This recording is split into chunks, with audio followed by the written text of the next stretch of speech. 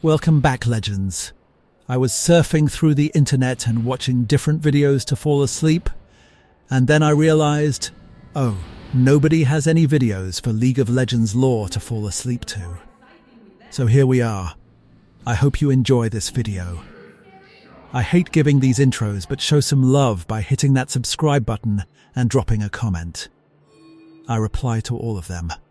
The overarching narrative of Runeterra is enriched by myths and lesser-known events that predate or augment the major historical arcs.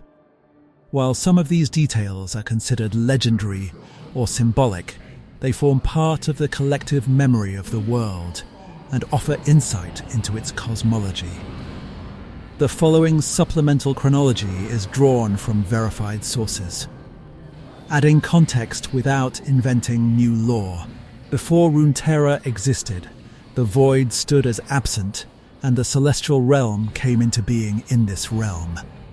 Cosmic entities like Aurelian's soul were born and forged stars, shaping the heavens. The Watchers, primordial beings, became aware of reality and sought to erase it, though it remains unknown whether this occurred at the birth of the celestial realm or the creation of Runeterra bard, Soraka. And the aspects emerged at uncertain times. An unknown group of celestial entities used the world runes to create Runeterra, leaving it incomplete. The realm consists of both a material and a spirit plane that mirror and influence each other. Runeterra's geography shifts with time, and new landmasses form in these early moments. The Godwillow sprouted at Omikayalan in Ionia kindred. The twin spirits of death came into being. Freljordian demigods such as Ornn, Anivia, Volibear, the Ironboar, the Clever Lynx, the Seal Sister, and a mysterious toe-headed raven shaped the primordial Freljord. Ornn wrestled the land into shape and built a home that Anivia accidentally burned. With help from the Seal Sister, he constructed Hearthhome from a volcano. Volibear cleaved 5 fjords with a swipe and slew the magma worm Rond, creating mountains and rivers. Though these feats are mythic, they are believed by the Freljord's people. Maokai stood as born when the Blessed Isles formed. He filled them with life using magical waters, various sentient species, including humans, Yordles, trolls, minotaurs, bracken, and yeti. Developed across the world, Fiddlestick stood as first summoned to the material realm by an unknown mage, and a formless essence that would become Evelyn stood. As born, Soraka sacrificed her celestial immortality to walk on Runeterra roughly 10,000 years ago. Titans from beyond the sky invaded Ionia, disrupting the balance between the material and spirit realms. Mortals drew upon ancestral knowledge to tap into the spirit realm. Becoming Vastaya Shirei, these beings repelled the Titans and later lived among mortals, leading to the birth of the Vastaya. The Vastaya Shirei's power diminished as balance returned, and the Vastaya expanded across tribes named after individual heroes. Between 10 and 9,000 years ago, key figures emerged. Willump the Yeti, Lysandra the Ice Witch, and Ivern were born. Na took up residence among the Yeti. The 3 sisters confronted threats from multiple realms, and they convinced Ornn to forge the Howling Abyss and his hammer to protect their people. As human nations grew, they rebelled against the demigods. Volibear and the Ironboar wanted to destroy humanity. While Anivia wished to aid them, Volibear gathered his Ursine and demanded weapons from Ornn. When Ornn refused, the ensuing battle destroyed Hearthhome and collapsed the volcano. Ornn withdrew, and Volibear cursed him, waging war against the sisters and blinding Lysandra. Lysandra's pact with the Watchers promised her power in exchange for preparing the world. For their arrival, she and her sisters created an empire of Iceborn. Warriors to spread across Runeterra, they sought wisdom from the Yeti, Willump. For unknown reasons, Ivern the Cruel travelled to Ionia seeking power, cut down the Godwillow, and transformed into a half-tree. Halfman, he spent a century reflecting on nature and stood as eventually forgiven. When Lysandra sealed the Watchers beneath true ice, those who possessed not crossed realized they possessed been betrayed, unable to enter Runeterra directly. They created voidborn creatures to infiltrate the world. Vel'Koz stood as the first of these beings. He devoured living and magical matter and fed knowledge back to the Watchers. Lysandra rewrote Freljord's history, erasing the old gods and establishing the faith of the three Volibear. Resisted this manipulation, fighting to preserve the memory of ancient gods. Na stood as trapped in the true ice without magic. The Yeti became savage beasts, ending their civilization, while Willump guarded their remaining power during the Western Diaspora. The Helians encountered Maokai and promised to preserve nature. He blessed their civilization, and they built a scholarly society that lasted thousands of years. At this time, sailors' prayers gave birth to Janna Oshra Vazorn, revered her. Despite imperial bans, Vel'Koz stood as known as a demon that stole dreams. The Bracken withdrew from mortal conflicts and hibernated. The aspects tricked Aurelian Sol into coming to Runeterra, gifting him a crown of stars that allowed them to steal knowledge of the sun and control him. Religious followers of Targon and Ixtal conceived the Shuriman Empire and began constructing a prototype sun disk at Neramazeth. During this process, Pantheon summoned Aurelian Sol to destroy a voidborn incursion. He succeeded, but the aspects destroyed a star. In retaliation, the prototype sun disk failed, and a new one stood as built over Shurima's capital. This sequence illustrates how divine interventions and mortal ambition intertwined to shape early Shurima. Early Shuriman lore includes tales of Rammus and Amumu, mysterious beings whose histories are unknown. Setaka became leader of the ascended host, while Nasus and Renekton were born and later ascended. Icathia's Mage King Axamuk sought peace, but stood as killed when the Empire conquered his city, leading his Kohari order to commit suicide. Worship of unauthorized deities stood as forbidden.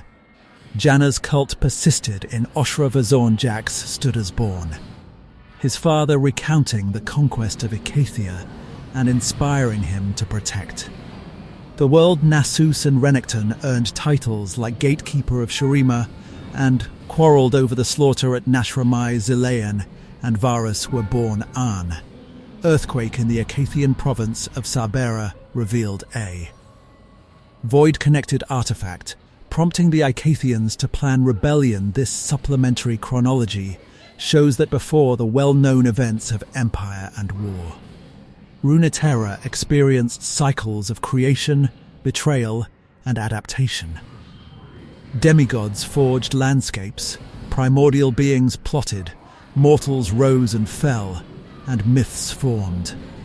These stories provide deeper appreciation for the events described earlier and enrich our understanding of the world's complexity.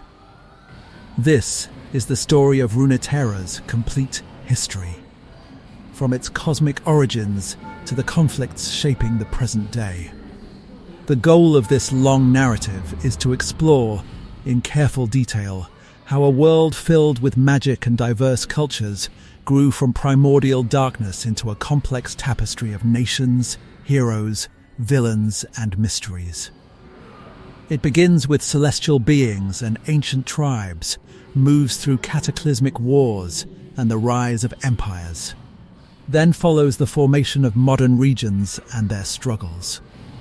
Along the way, it will incorporate direct quotations, specific dates, and precise events derived from official sources, ensuring that every fact is anchored in the research collected earlier. Runeterra exists as both a physical planet and a spiritual realm teeming with magic. According to the official timeline compiled by a research article, the world stood as created after a cosmic beginning, and is unlike ordinary planets, because it has a physical plane and a spiritual plane. This dual nature allows mystical energies to permeate every continent and influences the lives of all beings who inhabit it. Before the rise of mortal civilizations, primordial creatures of the void resented the light and sound of the universe. Orbits a star forged by the celestial dragon Aurelian Sol, a being who creates stars and later becomes entangled in the world's history. Among the earliest inhabitants were the Vastaya Shai Ray, shapeshifters capable of bridging the physical and spiritual planes. Over time, these near-immortal beings lived alongside humans and evolved into the Vastaya, a race with both human and animal aspects, who wield spiritual magic in the First Lands, later known as Ionia. Some humans merged with spiritual power to fight giants from the skies. And this war shaped the earliest culture. Celestial beings also played an important role. The Freljordian demigods Volibear, Ornn and Anivia shaped the landscapes of the frozen North Volibear's storms and ferocity-forged mountains and valleys. Ornn's smithing carved the howling abyss, and Anivia's cycles of life and rebirth influenced the climate. On the western mountains, people worshipped the Celestials and built the first sun disk at a place called Nerimazeth. Later, the cosmic dragon Aurelian Sol would be tricked into serving the aspects, binding him to Runeterra's fate. The first Yordles established Bandal City, a spiritual hub connecting different planes, these small. Otherworldly creatures built a network of portals that allowed them to traverse between Runeterra's realms. They would later travel to various countries, influencing events in subtle ways. As a part of the early mythos, the Freljord saw the rise of the War of the Three Sisters. This conflict, dating back around 9,000 years, defined the future of the frozen north. Sisters Cyrilda, Avarosa and Lysandra sought to control the power of the demigods. Their rivalry and the involvement of Volibear, who embodied primal thunder, led to devastating battles. Ornn tried to shield humanity from the conflict by forging fortifications and weapons. Lysandra, known as the Ice Witch, created a pact with the Watchers, powerful entities from the void. She promised them entrance to the world in exchange for power, but when she realized their intention to freeze reality, she performed a ritual that sacrificed her sisters and their armies to trap the Watchers between planes. With a barrier of true ice, the war fractured the Iceborne Empire and spawned the rival tribes that still exist in the Freljord after the chaos of the War of the Three Sisters. Humans migrated west from the First Lands, initiating what the timeline calls the Western Diaspora.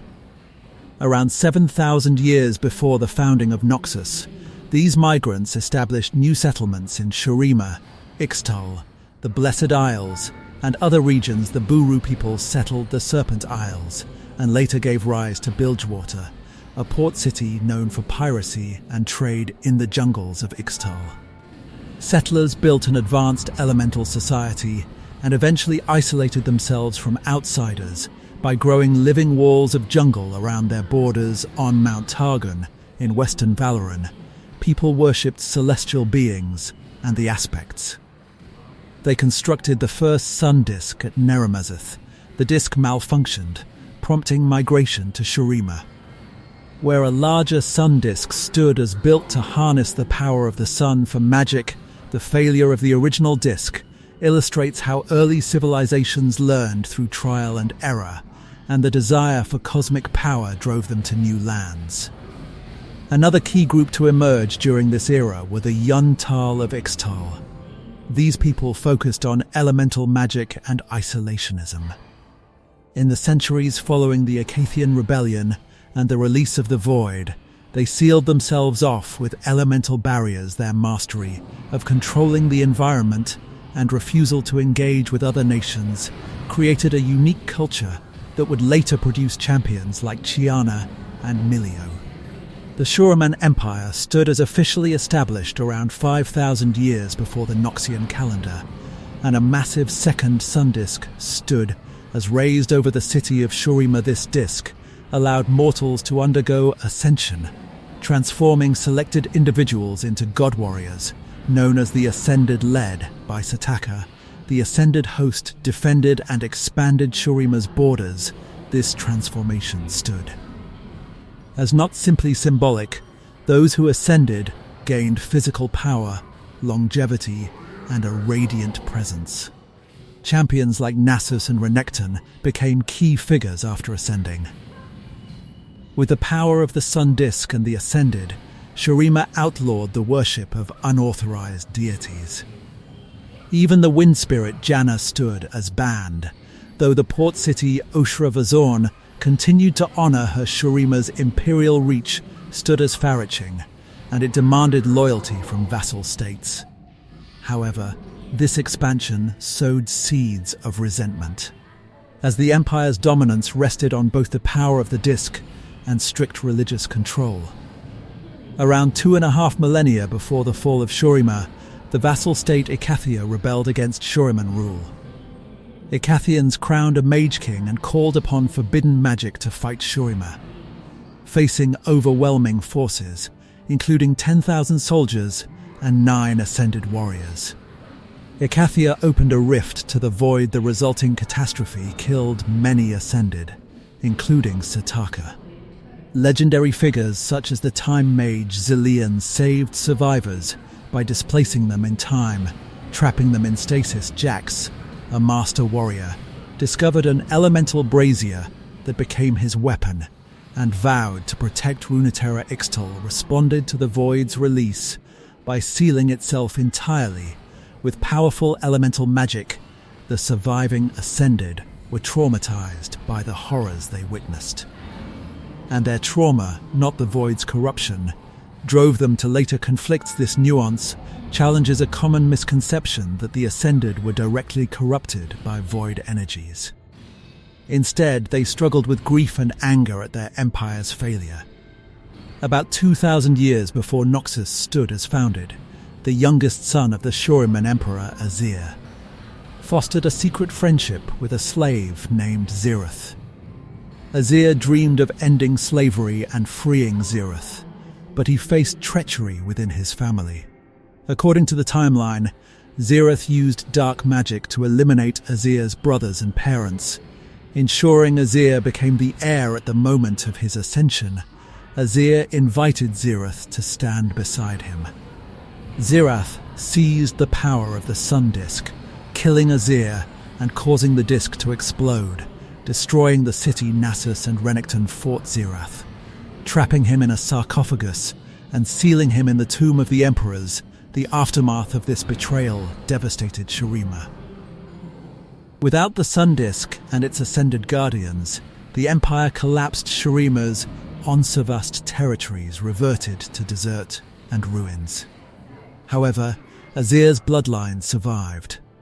Millennia later, treasure hunters Cassiopeia and Severe accidentally freed Zirith and Renekton, and when Severe's blood spilled onto the ancient sands, Azir's magic reactivated the Sun Disk. Azir ascended, took on a radiant avian form, and vowed to restore Shurima.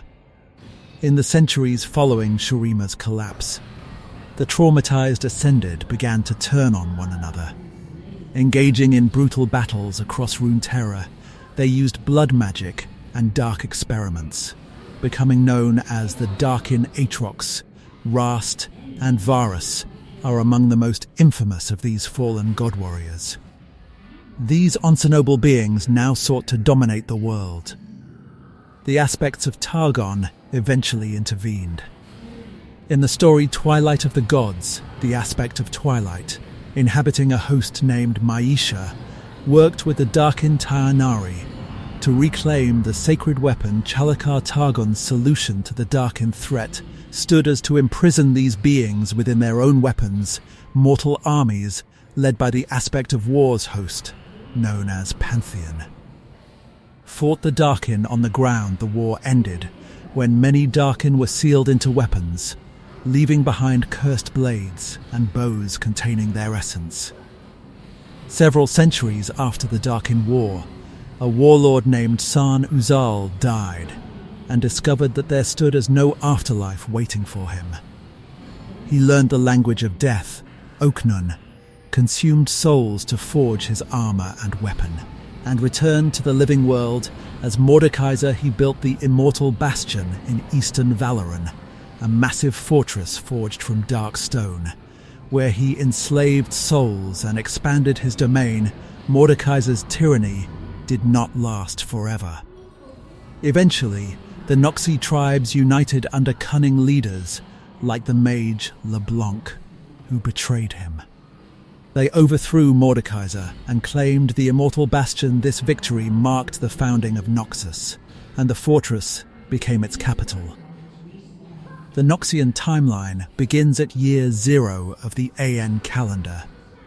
In the aftermath of the Rune Wars, survivors took shelter behind the Immortal Bastion's walls. Over the next centuries, the Noxian tribes united. By year 0, the kingdom of Noxus stood. As founded, this early state valued strength, cunning, and the willingness to accept anyone who could contribute to its expansion. In year 292 AN, Noxus's rival Demacia crowned its first king. The two nations would represent opposing philosophies. Noxus championed meritocracy and expansion, while Demacia sought order and protection. In year 349 AN, Noxus formally declared itself an empire with a grand general at its head. Beginning a period of rapid conquest, Noxus stood as relentless. It absorbed tribes and kingdoms, offering citizenship to those who accepted Noxian rule and annihilating those who resisted. Modern Noxus is governed by the Triforix, a triumvirate representing military might, vision, and guile. General Darius embodies strength, the visionary Swain commands strategy, and the enigmatic LeBlanc represents internal intrigue. Noxus values the principle that anyone can rise, regardless of birth, as long as they prove their worth. Yet this meritocracy often masks ruthless politics and constant warfare. Darius's credo, recorded on the official universe site, captures this mindset. History only remembers the victors. Stand with Noxus and be remembered forever. At the end of the classical era, around 25 years before the Noxian calendar's start, King Viego of Camavor became consumed by grief when his wife Isolde died from a poisoned blade. He learned of the Blessed Isles, a place rumored to contain sacred waters that could heal any wound. Viego led an expedition, accompanied by the spirits of his champions, to the Isles. The Guardians of the Isles refused to grant him access, but Viego's soldiers battled them and reached the waters of life. When Isolde stood as revived, she instantly realized the unnaturalness of her resurrection and stabbed Viego. His despair triggered a massive magical explosion. This event unleashed a black mist that covered the Isles, killing all inhabitants. The catastrophe, known as the Ruination, transformed the Blessed Isles into the Shadow Isles. The black mist binds souls to the ruins, creating spectral beings such as Callista, Thresh, and Hecarim. Among them is Maokai, a treant who preserves pure waters within his heartwood. Survivors formed the Sentinels of Light to combat the mist over time. The mist occasionally spreads across oceans as a harrowing, dragging the living into undeath. Viego himself became the ruined king, wandering the Isles in search of a way to restore Isolde. His tragic tale sets the stage for many later conflicts. Following the Ruination, knowledge of the powerful world runes leaked from the ruins of Heliothes' primal stones could rewrite reality, and nations and individuals sought to harness them. Rise, a blue-skinned mage, and his master Tyrus attempted to gather and safeguard the runes. Tyrus succumbed to their power and used them to obliterate the region of Calm, creating a crater. Rise stood as forced to kill his mentor and vowed to hide the runes. The Rune Wars lasted roughly 10 years, and devastated many lands, survivors fled to places of refuge. Some took shelter within the immortal bastion, where Noxus later formed. Others followed Orlon to a forest of petricite trees. In western Valoran, the petrified wood absorbed magical energies, protecting the refugees. These settlers used petricite to build walls and founded Demacia as a haven free of magic during the Rune Wars. A woman named Mihira climbed Mount Targon and became the host of an aspect. She returned to Demacia, gave birth to twins Kael and Morgana, and later ascended fully to join the Celestials. Kael embraced the aspect's call and dedicated herself to justice, while Morgana stayed with the people. Their conflicting ideals led to a destructive fight that split Demacia. Morgana and those she protected fled into the wilderness, and Kael eventually departed after causing widespread damage. This conflict foreshadowed Demacia's struggle to balance law and compassion.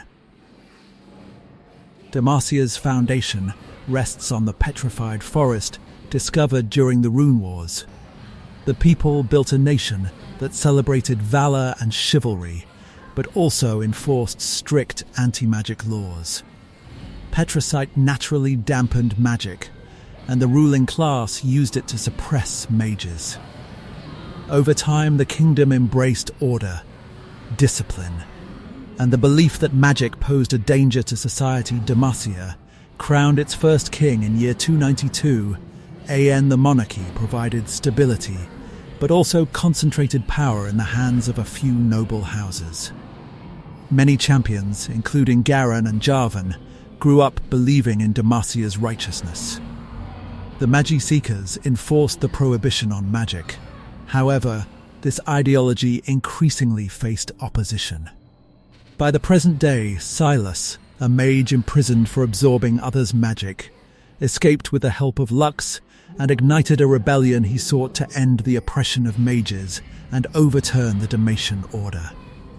The death of King Jarvan III and the ascension of Jarvan IV caused further instability. Demacia now faces a civil war between traditionalists loyal to the crown and rebels who demand change. Demacia maintains uneasy relations with its neighbours. It often clashes with Noxus in border skirmishes. The kingdom also fears the encroachment of the Void and the return of Mordekaiser, both of which threaten the entire continent. Demacia's strict ideology sometimes alienates potential allies, leaving it isolated despite its strength. After the Rune Wars, Noxus unified its tribes and began expanding aggressively. In year 349 AN, the nation declared itself an empire under successive grand generals. Noxus annexed countless territories. It offered conquered peoples a chance to join and benefit from Noxian citizenship or face annihilation. One of Noxus's defining traits is the acceptance of all who prove themselves. Darius and his brother Draven exemplify this upward mobility. Born in the port city of Basilich, they survived as orphans, eventually joining the Trifarian Legion under a commander named Cyrus. When Darius executed his cowardly general and rallied his troops, he became the Hand of Noxus. In the late 10th century AN, internal corruption weakened Noxus. Grand General Boram Darkwill sent his armies on fruitless campaigns. At the Great Stand at Navori, the Ionian captain Irelia severed General Swain's arm and inflicted a humiliating defeat. Swain returned to Noxus disgraced. But he conspired with Darius and discontented nobles to overthrow Darkwill. In year 989 AN, Swain staged a coup with the support of the warlords and formed a triumvirate called the Trifarix. The Trifarix balances Noxus's values: strength, vision, and guile. Blam. This system curbs the concentration of power in one individual. Noxus continues to prepare for external threats like the Void or Mordekaiser's return. Noxus's ranks include many distinctive figures. Darius, known as the Hand of Noxus, commands respect and epitomizes brute strength. Draven seeks fame as a showman. Swain uses ravens and demonic power to outmaneuver rivals. And LeBlanc manipulates politics from the shadows. The nation values pragmatism and believes that strength, not birth, determines one's station. Yet behind this meritocratic veneer lies intense intrigue and constant tests of loyalty. In year 772, a disastrous event known as the Tragedy of the River Pilt occurred. Chemtech dredging sank parts of the city of Zaun into the depths, while the wind spirit Yanna's return saved many citizens. Piltover, built on the higher cliffs, celebrated the tragedy's anniversary as Progress Day and used the disaster to further its innovation. The tragedy split the city into two distinct cultures. Affluent Piltover above and polluted Zaun below Piltover styled itself as the City of Progress. Its scholars harnessed hextech by processing bracken lifestones, crystals harvested from the bracken. A race of sentient crystal scorpions, and used them to power devices. Clan Feros led the extraction of these crystals, causing Skarner and his kin to retreat underground and vow to recover their lifestones. Over time, Piltover became a hub for trade and invention, while Zaun struggled under the rule of Kembarans and suffered from pollution. Piltover's society revolves around guild families, universities, and artisans. Notable Piltovans include Jace, a brilliant inventor, Caitlin, a sharpshooter and sheriff, and Vi, a former Zaunite brawler turned enforcer. Zaun's Undercity fosters inventors like Victor, who believes in augmenting humanity through technology, and criminals like Jinx, who revels in chaos. The Twin Cities reflect the tension between progress and exploitation, as wealth and technology concentrate in Piltover, while Zaun's citizens endure toxic air and unchecked corporate power. Ionia, called the First Lands, is home to both humans and the Vastaya. Its culture emphasizes balance, meditation, and harmony, with nature monasteries dot the landscape, and the people generally avoid war. However, the region contains many tribes with different philosophies. The Vastaya Shirei, ancestors of the Vastaya, merged with spirit energy and passed their magic to their descendants. In the late 10th century AN, Noxus invaded Ionia. Initially, the pacifistic Ionians were reluctant to fight, however. Atrocities committed by Noxian troops galvanized resistance. A pivotal moment stood as the Great Stand at Navori, where the young dancer Irelia channeled her family's ancient blades and severed General Swain's arm. Her act inspired a widespread uprising. Noxian commanders resorted to chemical weapons. During the war, this chemical bombardment devastated villages and nearly broke Ionian morale. The resistance reorganized. The Navori Brotherhood and the Order of Shadows emerged as militant groups seeking different forms of freedom. After years of fighting, Noxian forces retreated in year 989 AN, and Irelia killed Admiral Ducal at Dalu Bay. Ending the invasion, the war left deep scars. Many Ionians realized that their pacifistic isolation left them vulnerable. Some, like Karma and Shen, sought to rebuild through balance. Others, like Zaid and Jin, pursued darker paths. New groups like the Order of Shadows and the Navori Brotherhood continue to shape the region's politics. The Freljord remains, divided among three major tribes: the Avarosan, the Winter's Claw, and the secretive Frostguard. Ashi leads the Avarosan and is believed to be the reincarnation of Avarosa. She wields a bow of true ice found at Avarosa's supposed grave and aims to unite the Freljord peacefully. Sejuani commands the Winter's Claw, a tribe that values strength and raiding. She often allies with Noxus, believing that only through conquest can her people survive. Lysandra rules the Frostguard and secretly manipulates history to hide her pact with the Watchers. She still visits the imprisoned Watchers in dreams, ensuring that the true ice barrier holds Ashi's coalition, holds uneasy peace. Noxian envoys and Freljordian warlords test the boundaries of alliances.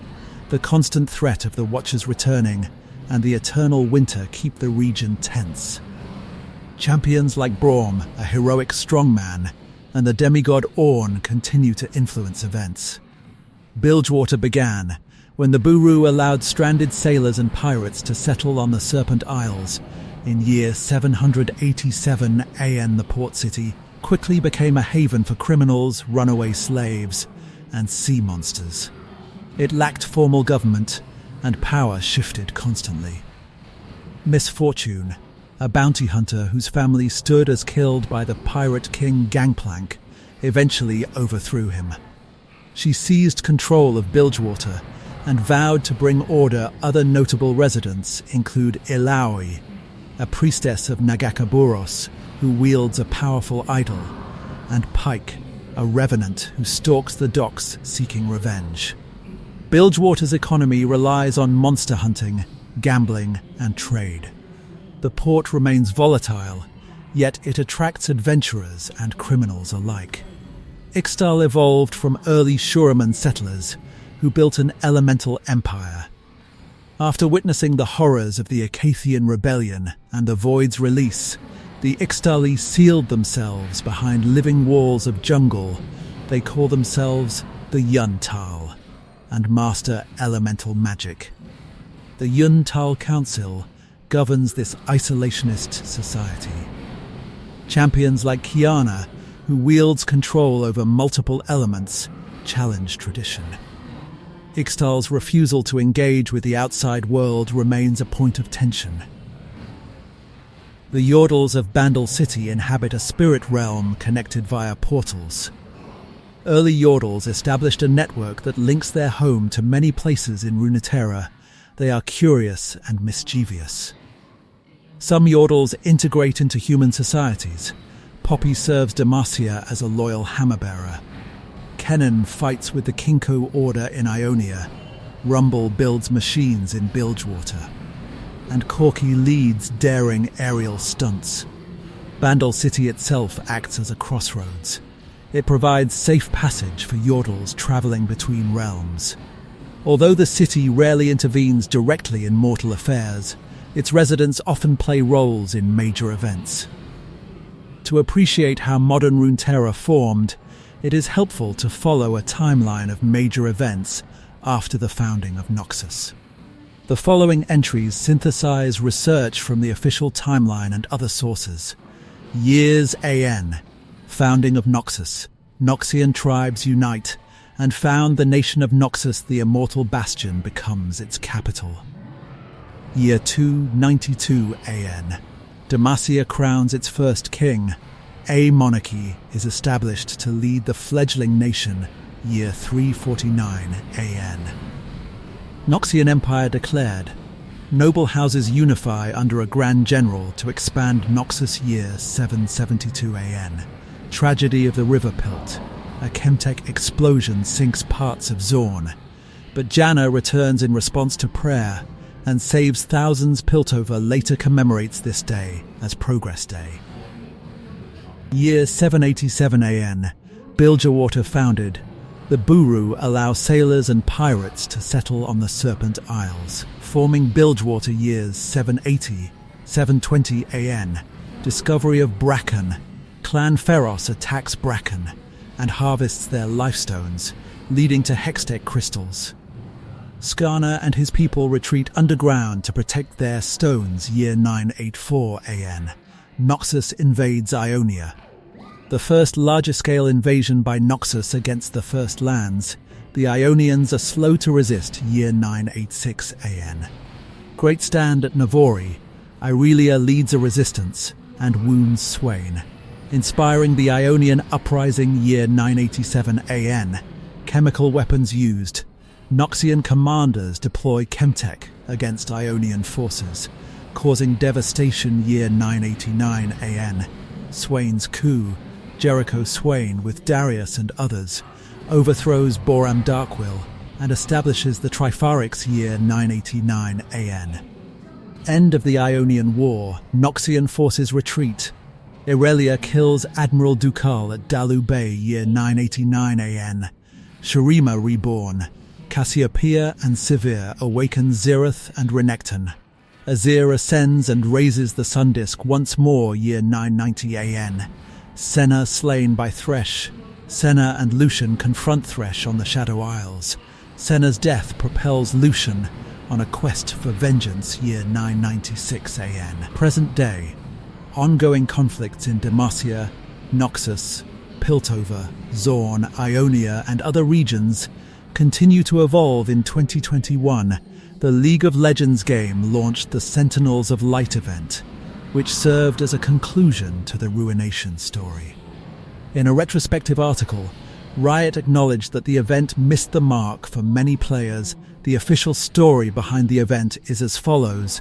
Thresh resurrected Viego and manipulated him to release the Black Mist. Across Runeterra, Senna carried a fragment of Isolde's soul, making her a target. Lucian and Senna travelled across the world recruiting sentinels, such as Akshan.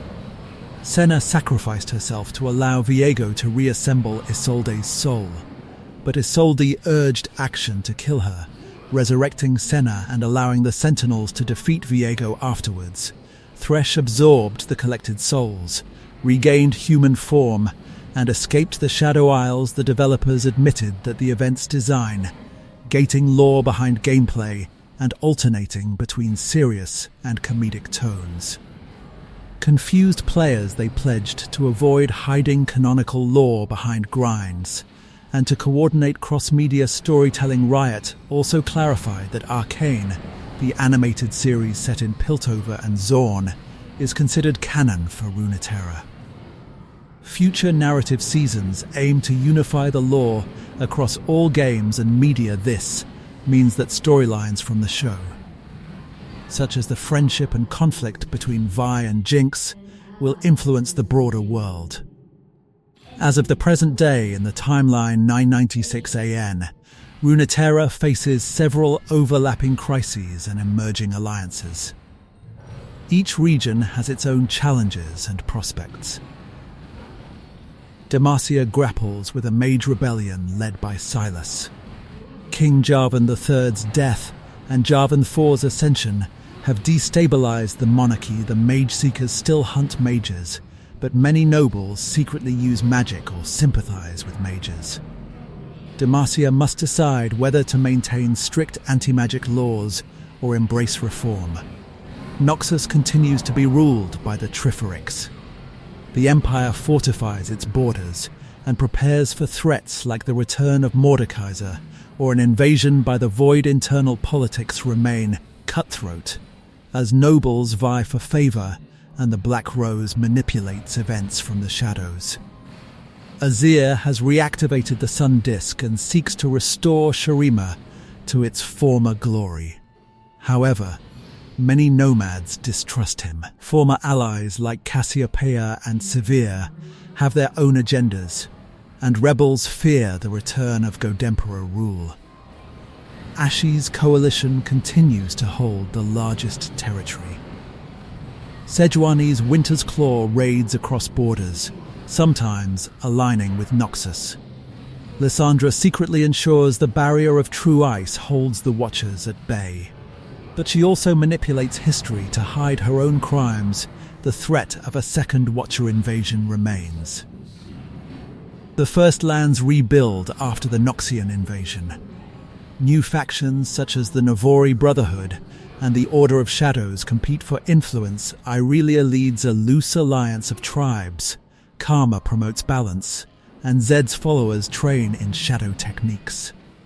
The region is more militant than in the past, but still values spiritual harmony. Piltover enjoys prosperity thanks to Hextech and trade. However, tensions with Zaun persist. The Kembarans of Zaun wield immense power, exploiting their workers and polluting the environment. Some Zaunites seek to uplift their city through invention, while others turn to crime or join groups like the Firelights to fight the Barons. Arcane's narrative underscores these struggles and positions characters like Vi, Jinx, Jace, Caitlyn, Victor, and Heimerdinger at the center of this conflict. Misfortune strives to maintain control, but Bilgewater remains lawless. Pirate fleets and sea monsters roam the waters. Ilawi's faith and Pike's vengeance influence the city's spiritual and criminal activities. Ixtal remains isolationist. The Yuntal Council continues to hide behind jungle walls, but individuals like Kiana challenge the status quo, seeking external influence or personal power. Ixtal's elemental mastery could help combat threats like the Void, but only if they choose to share it. The Shadow Isles still emit the black mist, leading to occasional harrowings that threaten coastal regions. Thresh has gained new power after absorbing souls during the Ruination. The Void also poses a growing menace. The release of Voidborn creatures continues, and champions like Kaisar and Malzahar spread warnings. Throughout this history, there are personal stories and quotes that illuminate the motivations of Runeterra's characters. Darius's credo, the Noxian general Darius, is quoted on the official universe site, "History only remembers the victors. Stand with Noxus and be remembered forever." This statement encapsulates Noxus's ruthless ideology and the belief that strength and victory guarantee legacy. Azir's idealism and betrayal. Azir dreamed of abolishing slavery and freeing his friend Zirath. But Zirath betrayed him during his ascension, leading to Shurima's destruction. This tragic friendship demonstrates how personal ambition and betrayal can change the course of history. Lyssandra's regret. Lyssandra's pact with the Watchers granted her power, but cost her sisters' lives.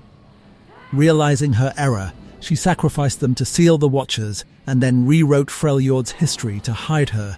Betrayal. Her actions still haunt her as she maintains the barrier. Ryze's burden. Ryze witnessed the destruction of Calm when his mentor used world runes and stood as forced to kill his teacher. He now travels the world, collecting runes to prevent future catastrophes. Ryze represents the weight of responsibility and the dangers of power. Irelia's vengeance. Irelia saw her family slain and her ancestral home desecrated by Noxian soldiers. She discovered the ability to control her family's blades and later severed Swain's arm at Navori. Inspiring the Ionian resistance, her story embodies resilience and the transformation from grief to leadership. Janna's return. During the Riverpilt catastrophe, thousands prayed to the wind spirit Yanna. Her power possessed waned due to lack of worship, but the surge of faith empowered her to save many lives. This anecdote highlights the importance of belief and the relationship between mortals and gods. Runeterra's history is rife with debates and controversies. Some of the major points include lore consistency across media. Riot's Looking Back on Sentinels of Light blog admitted that releasing the same story through multiple mediums resulted in inconsistent details, leading to confusion. Players debated which version stood as canon, prompting the developers to commit to clearer communication and unified narratives. Sentinels event reception. Many players criticized the Sentinels of Light event for mishandling beloved champions and gating story progress behind grindy gameplay. Riot recognized that the event's tone fluctuated between serious and comedic, undermining its impact. Arcane versus established lore. In the wake of Arcane's success, Riot announced that all versions of the Runeterra universe would merge into a single canon centered around the show. This merging may retcon certain elements, and fans continue to debate how older stories fit into the new continuity. Demacia's oppression, the rise of Silas, and the Mage Rebellion exposes cracks in Demacia's ideology. Some players view Demacia as a beacon of order, while others see its anti-magic laws as tyrannical from cosmic beginnings to the modern day. Runeterra's history is marked by cycles of creation, betrayal, war, and renewal. Primordial beings gave rise to demigods, who in turn shaped the land and its first civilizations. The War of the Three Sisters shattered ancient unity. The Sun Disk and Ascension elevated mortals into god warriors and spurred the rise of Shuriman. Betrayal by Zirith brought that empire crashing down. The Darkin War nearly ended civilization, only for new tyrants like Mordekaiser to rise. The Ruination turned paradise into a cursed land, and the Rune Wars forced survivors to found Demacia and Noxus. In the ages that followed, nations carved identities based on strength, isolation, progress, spirituality, and rebellion. Noxus pursued conquest, Demacia championed order but oppressed mages. Piltover advanced technology while exploiting Zaun. Ionia struggled between pacifism and militancy. The Freljord remained trapped in old grudges, and Bilgewater thrived on chaos. Across all these stories, individuals like Darius, Azir, Lysandra, Rise, Irelia, and countless others shaped events through choices rooted in loyalty, ambition, and survival. Today, Runeterra faces an uncertain future. Demacia's rebellion, Noxus's ambitions, Shurima's revival, the lingering black mist, and the ever-present threat of the Void all converge. Riot's commitment to unifying the lore across media means that new stories will continue to build on this foundation.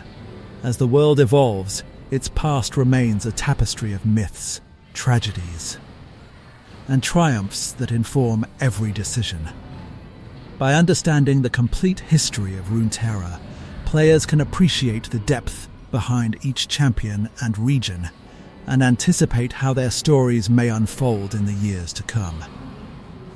The narrative above provides a chronological overview, but deeper understanding comes from exploring individual regions and key characters in greater detail. The following sections expand upon the lore already presented, drawing from the same verified facts while focusing on the personal stories, cultural nuances, and lingering consequences that shape Runeterra. The Freljord is a land of eternal ice and ancient spirits, where survival depends on adaptability and alliances. The War of the Three Sisters left scars that still define its politics. Cyrilda, Avarosa, and Lysandra were once united in their ambition to control the power of the demigods. Each sister represented a different approach. Cyrilda embodied force and brutality, Avarosa championed unity and compassion, and Lysandra sought knowledge and control their conflict with Volibear, who personified untamed nature. Revealed that mortal ambition cannot easily harness primal forces after Lysandra betrayed her sisters to seal the Watchers. She rewrote the history of the Freljord to portray herself as a protector rather than a traitor. She founded the Frostguard and created a religion centered on 3 false sisters to erase the memory of her siblings. Lysandra still walks the frozen halls of her citadel, visiting the imprisoned Watchers in dreams and ensuring the barrier holds. Her followers believe she is a benevolent ruler, unaware of the pact she made. The people of the Freljord endure harsh winters and rely on hearthbound stories to preserve their culture. Ashe leads the Avarosan, aspiring to unite the tribes peacefully. She wields a bow of true ice found at Avarosa's grave, and many believe she is Avarosa reborn. Ashe's marriage to Tryndamere, a fierce barbarian chieftain, stood as a political alliance to strengthen her coalition. Tryndamere himself came from a destroyed tribe and sought vengeance before uniting with Ash. Their partnership symbolizes an attempt to blend diplomacy and warrior culture. Sejuani commands the Winter's Claw, an aggressive tribe that values raids and displays of strength. She rides a massive boar and demands loyalty through fear and hardship. Sejuani believes that only through conquest can the Freljord survive, and she often aligns with Noxus to secure resources. Her tribe's rough lifestyle contrasts with Ashi's gentle approach.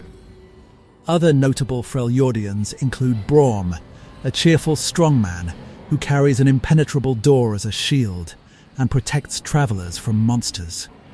Braum's kindness contrasts with the Freljord's harsh landscape. Ornn, the demigod smith, lives in solitude, forging legendary weapons at the heart of volcanoes. Volibear, once revered as a guardian spirit, now revels in chaos, seeking to tear down civilization and return the world to primeval conflict. Anivia, the Crier Phoenix, cycles between life and death, representing the eternal winter and the hope of spring. These figures remind us that the Freljord's identity lies in both its people and its supernatural guardians. Shurima's golden age stood as built upon the sun disk and the ascended host, but its society stood as complex. The empire stretched across deserts and jungles, uniting diverse peoples under the rule of the emperor and his priests. Daily life revolved around the rhythms of the sun. Farmers irrigated fields with canal systems. Traders crossed sand dunes with caravans of camels, and scholars studied celestial movements for omens. The Ascended served as living gods, leading armies and administering justice. Nasus, the curator of the sands, stood as a wise historian who chronicled knowledge. Renekton, the butcher of the sands, fought at the front lines and protected his brother, Setaka, the warrior queen, led the Ascended host before the Icathian rebellion. The Empire's prohibition of unauthorized deities extended beyond Janna. Shuriman priests enforced loyalty to the sun, and the Emperor vassal states like Icathia chafed under Shuriman control, leading to the rebellion that unleashed the void. This moment changed the world, demonstrating the danger of hubris.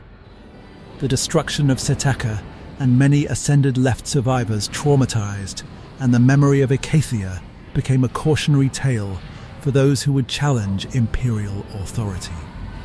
The story of Azir and Zirath adds a personal dimension to Shurima's fall. As the youngest son of the Emperor, Azir stood as unlikely to inherit the throne. Yet he longed to abolish slavery and free his friend, Zirath. Zirath, born into bondage, cultivated a hunger for power. His manipulation of events leading to Azir's ascent, eliminating Azir's brothers and father, was driven by a desire to rise beyond his station during the ascension ceremony. Azir invited Zirath to stand beside him, fulfilling his promise. In that moment, Zirath seized the divine power of the sun disk, transforming into an arcane being and destroying Shurima Nasus, and Renekton's desperate battle to contain Zirath inside a sarcophagus underscores the tragedy. Brothers who once fought side by side now faced the corruption of their society. Renekton willingly trapped himself with Zirath in the tomb of the emperors. While Nasus sealed the tomb, the desert consumed the city, burying its glory beneath the sands. Centuries later, Cassiopeia and Sevir's trespass into the tomb accidentally released Zirath and Renekton and resurrected Azir. Azir's return sparked renewed hope, but also tension among Shurima's descendants, who must decide whether to embrace or resist the restored emperor. The Darkin War represents the corruption of the Ascended's original purpose. Traumatized by the loss of Shurima, many Ascended turned toward bloodshed, experimenting with blood magic and forging grotesque weapons, Aatrox, once a noble defender, became obsessed with fighting and conquest. Rast reveled in consuming the essence of others. Varus, who inhabited a composite body of 2 Ionian hunters, used his bow to unleash lethal arrows. Their conflicts spanned continents, dragging mortals into their battles. The aspects of Targon decided that the Darkin could not be allowed to annihilate Runeterra. In Twilight of the Gods, the aspect of Twilight allied with the Darkin Tayanari to seize the Chalikar. This weapon stood as forged to harness the power of light and darkness. The aspects devised a plan to imprison the Darkin within their weapons. Mortals led by Pantheon, the aspect of war's host, battled the Darkin armies. When Aatrox and his brethren were finally contained, their consciousnesses remained aware but powerless. Their weapons now lie scattered across the world, waiting for unwary hands to unleash them again. Sarnuzal's transformation into Mordekaiser demonstrates a different form of ambition. Unlike the Darkin, who were god warriors corrupted by trauma, Mordekaiser stood as a mortal tyrant who refused to accept death. In the afterlife, he discovered that there stood as no grand feast for heroes. He learned the language of Oknun and devoured souls to forge armor and a mace. Returning to the living world, he built the immortal bastion as a fortress and place of domination inside the bastion. Mordekaiser enslaved souls and commanded legions of undead. He used his knowledge of the spiritual plane to bind the living and the dead. The oppressive regime he established inspired fear, but also eventual rebellion. The mage LeBlanc, who served as his advisor, saw the opportunity to betray him. She orchestrated his downfall, and the Noxi tribes rose up to defeat him.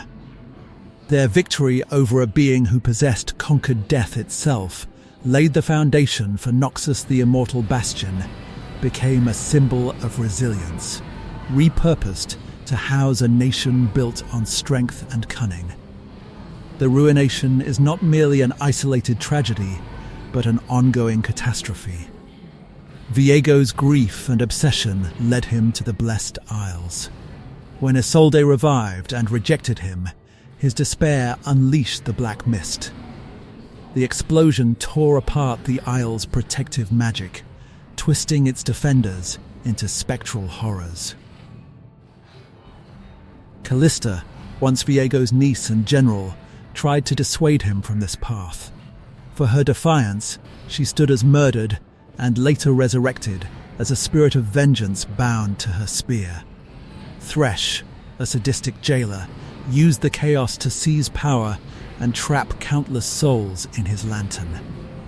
Hecarim, the leader of the Iron Order, became a monstrous centaur fused with his warhorse. Leading ghostly riders into the mist, Maokai, a treant guardian, stood as corrupted but retained his will. He protects the last reservoirs of pure water within himself. The Sentinels of Light formed as a response to this ongoing threat. Wielding relic weapons infused with light, they venture into the Shadow Isles and other regions to fight the Black Mist. Their oath spans generations, and some champions like Senna and Lucian carry this legacy. Viego continues to wander as the ruined king, his love for Isolde twisted into an obsession that threatens the world. The world runes are objects of immense power capable of altering reality. After the ruination, knowledge of these runes leaked, and unscrupulous sorcerers and nations sought to harness them. Rise, guided by his master Tyrus, attempted to collect the runes and hide them. Their quest took them across deserts and continents. Eventually, Tyrus succumbed to the temptation and used multiple runes to destroy the region of Calm, leaving a crater and killing thousands. Rise stood as forced to kill his mentor. This act haunted him, and he swore to prevent others from repeating this mistake. The Rune Wars lasted about 10 years, but their destruction stood as immeasurable entire kingdoms fell, and the world seemed on the brink of annihilation. Survivors fled to sanctuaries. Some found refuge within Mordekaiser's abandoned immortal bastion. Others were led by a man named Orlon to a forest of petrified trees in western Valoranthes. Trees absorbed magic, providing a safe haven. Orlon and his followers used the petrified wood, petricite, to construct walls and buildings. Founding the nation of Demacia, petricite's ability to dampen magic became the core of Demacia's ideology. The kingdom celebrated martial prowess, honor, and obedience. The Mage Seekers enforced strict anti-magic laws. Champions like Garen Crownguard embodied Demacia's valor, while his sister Lux secretly struggled with her own magical abilities. The story of Kael and Morgana illustrates the conflict between justice and mercy. Kael embraced rigid divine judgment and left Demacia when she could no longer reconcile her duty with the suffering she caused, whereas Morgana chose to stay with the people, binding her wings and rejecting celestial mandates. Their feud split the nation and lingers in its collective memory. Noxus prides itself on being a melting pot of cultures and talents. Unlike Demacia, which isolates itself behind stone walls, Noxus welcomes anyone who can contribute to the Empire. This inclusivity, however, comes with the expectation that citizens prove their worth on the battlefield or through cunning. The story of Darius and Draven highlights this meritocracy. Darius and his younger brother Draven grew up as orphans in the port city of Basilich. They survived by fighting and joined the Trifarian Legion under General Cyrus. During a campaign, a cowardly Noxian commander ordered retreat. Darius, valuing strength and honor, executed the general and rallied the troops. His actions won the respect of the Legion and earned him the title Hand of Noxus. Draven found fame in the Reckoning, a gladiatorial arena where he performed spectacular feats to entertain crowds. Swain is Noxus's most complex leader. Once a general who lost his arm at the Great Stand at Navori, he returned to Noxus with a vision. Swain believes that secrets are power. Through a pact with a demon, believed to be an aspect of the immortal demon of secrets, he gained ravens that whisper secrets. After being cast out by Darkwill, Swain conspired with Darius and LeBlanc to overthrow him. Swain's new government, the Triforics, ensures that no single individual can dominate the Empire. LeBlanc, head of the Black Rose, manipulates events behind the scenes, often serving her own agenda. Noxus's conquests include the invasion of Ionia and incursions into Freljord and Piltover. The Empire often uses psychological warfare and propaganda. For example, Noxian soldiers in Ionia used chemical weapons to terrorize villages, demonstrating the lengths they would go to secure victory, yet Noxians also admire skill, and after their defeat at Navori, they respected Irelia's prowess. The Empire continues to spread its influence through war, diplomacy, and infiltration. Piltover is known as the City of Progress. Its golden spires and bustling markets reflect wealth and innovation. After the tragedy of the River Pilt submerged Zaun, Piltover used the calamity to entrench itself as a hub of trade, and Science Progress Day commemorates the tragedy with celebrations of invention. The city is home to universities where inventors like Jace work on Hextech. Harnessing the energy of Bracken crystals, Clan Feros monopolizes the extraction of these crystals, a practice that forced the Bracken to retreat underground and vow to reclaim their lifestones. Zaun, the city beneath Piltover, grew from the sunken districts. It is plagued by toxic chemicals and ruled by Chambarans, powerful industrialists who control everything from factories to gangs in this polluted environment. genius and desperation thrive. Victor, a visionary from Zaun, seeks to elevate humanity by merging flesh with machinery. Jinx revels in chaos, bombing buildings for fun. Vi, a former Zaunite criminal, now works as an enforcer in Piltover.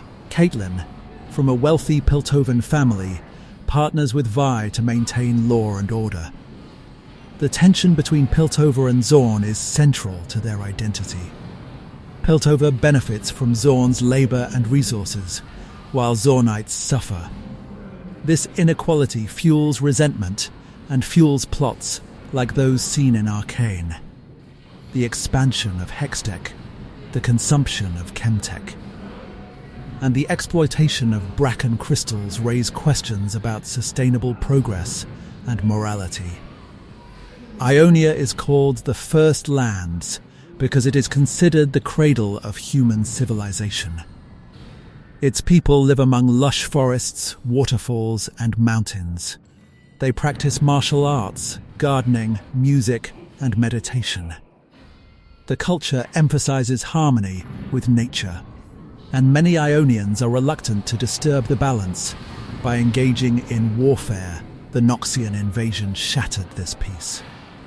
Aurelia's personal story illustrates the brutality of the conflict. Her family stood as murdered, her ancestral home burned, and she discovered her bladed dancing ability while hiding from soldiers when Noxian troops desecrated her parents' effigies.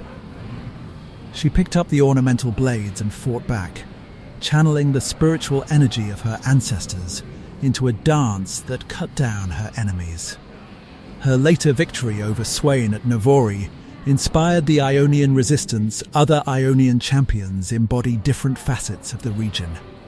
Yasuo, an exiled swordsman, struggles with guilt over killing his master while chasing his younger brother Yon, who stood as resurrected by a spirit. Shen, the Eye of Twilight, leads the Kinku Order, seeking to maintain balance between the spirit and physical realms. Zed, once Shen's friend, founded the Order of Shadows after he disagreed with the Kinku's pacifism, training assassins to fight Noxus. Jin, a psychopath and artist, sees murder as performance art and stood as freed by Zed to sow fear among Noxian invaders. Karma, the living embodiment of Ionian spiritual history, guides her people toward reconciliation. Each of these characters reveals how the invasion forced Ionia to reconsider its identity, leading to a complex tapestry of pacifism, revenge, and spiritual duty. Beyond the tribal leaders already described, the Freljord includes heroes and villains whose tales intertwine with the region's mythic past. Lysandra continues to manipulate both history and politics, ensuring that no one learns of her pact with the Watchers. She controls the Frostguard and influences other tribes by sending emissaries and dreams. Ornn, though a demigod, isolates himself, focusing on forging. Yet he occasionally emerges to craft weapons for mortals. For example, he forged Braum's shield from the door of a mountain vault. Braum uses this shield to protect villagers from avalanches and mythical beasts, earning him renown and admiration. Sejuani's Winter's Claw continues to raid, sometimes allying with Noxus. Sejuani believes that forging an empire through strength is the only way to prepare for the coming war against the Watchers. The interplay between Ashe, Sejuani, and Lysandra hints at future conflicts. Ashe wants to unify the tribes through diplomacy, Sejuani through conquest, and Lysandra through manipulation. The Freljord's fate may depend on whether the tribes can reconcile their histories and face the return of the Watchers together or remain divided and vulnerable. Within Demacia, the ideology of order is personified by Garen and the Dauntless Vanguard. Garen is a model soldier and leader of the kingdom's elite military corps. he remains fiercely loyal to the throne and the kingdom's ideals. His deep friendship with Jarvan IV embodies the bond between soldiers and rulers. However, Garen's loyalties are tested by his love for Lux, who secretly practices magic in a society that punishes sorcery. Lux, born into the influential Crown Guard family, always sought to protect her country. When she discovered her innate ability to manipulate light, she grappled with fear and duty. Her compassion led her to free Silas, an imprisoned mage who could absorb magic. This act inadvertently sparked a rebellion. Silas harnessed magic from those around him, including Lux, and led mages to revolt against the Maze Seekers.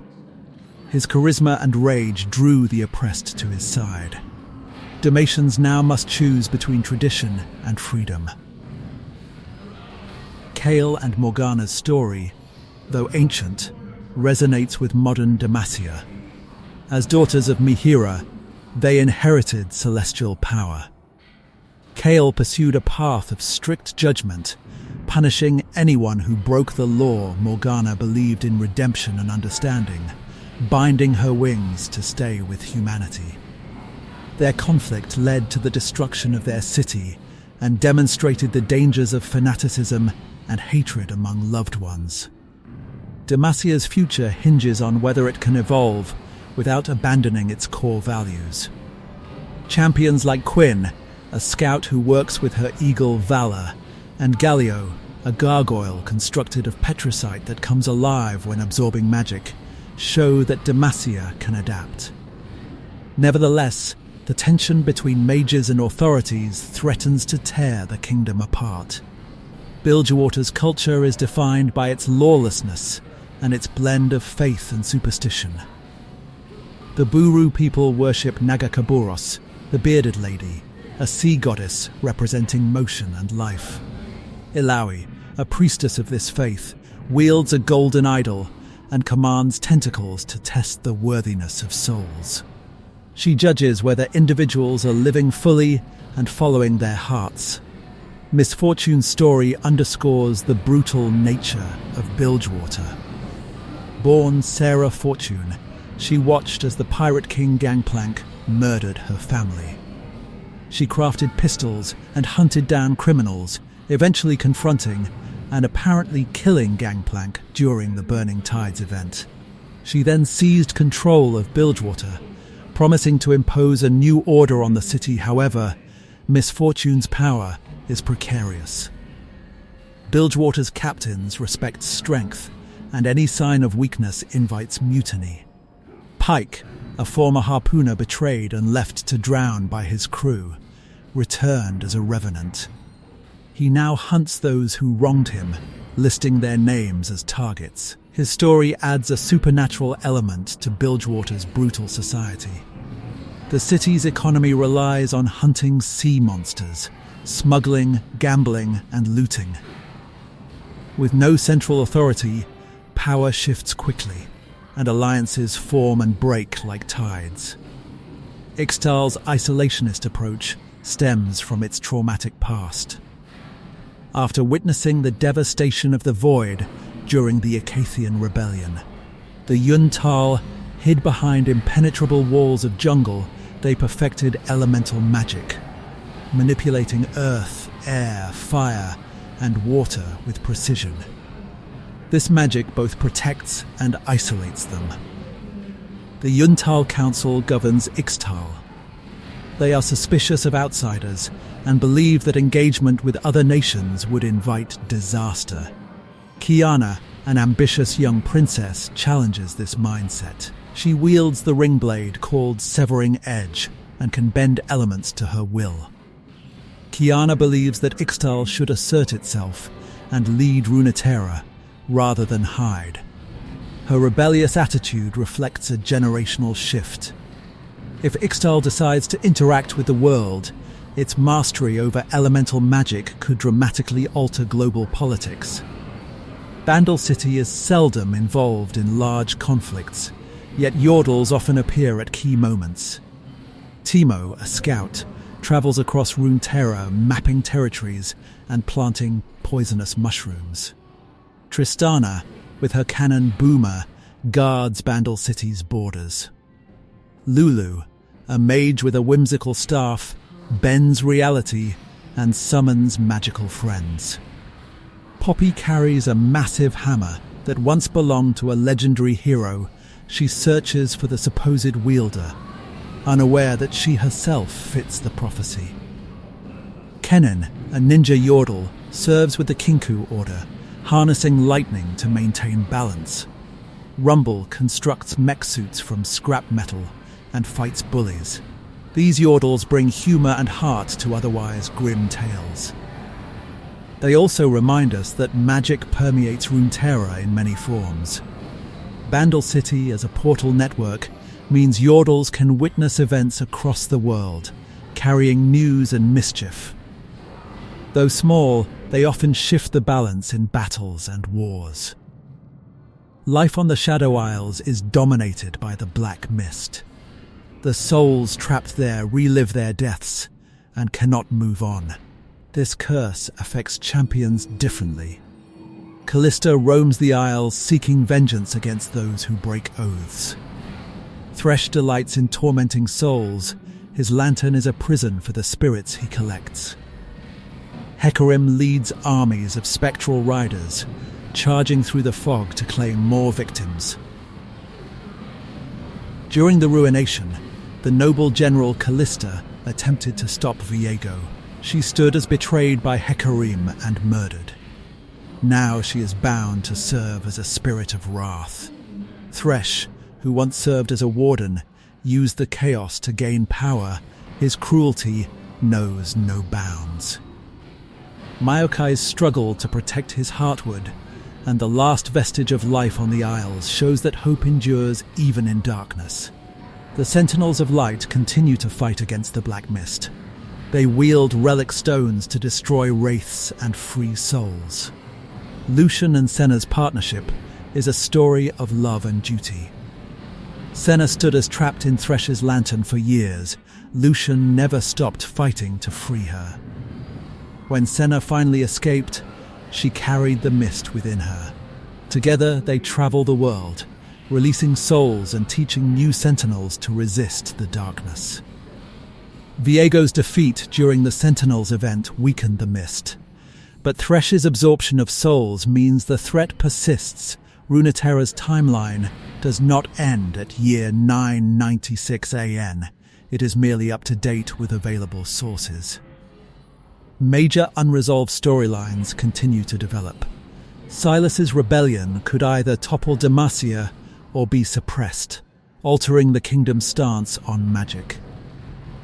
Swain's Noxus faces challenges from both the Black Rose and the looming return of Mordekaiser Piltover's reliance on Bracken crystals may provoke the Bracken to rise, while Zaun's Kembarans may go to war with each other.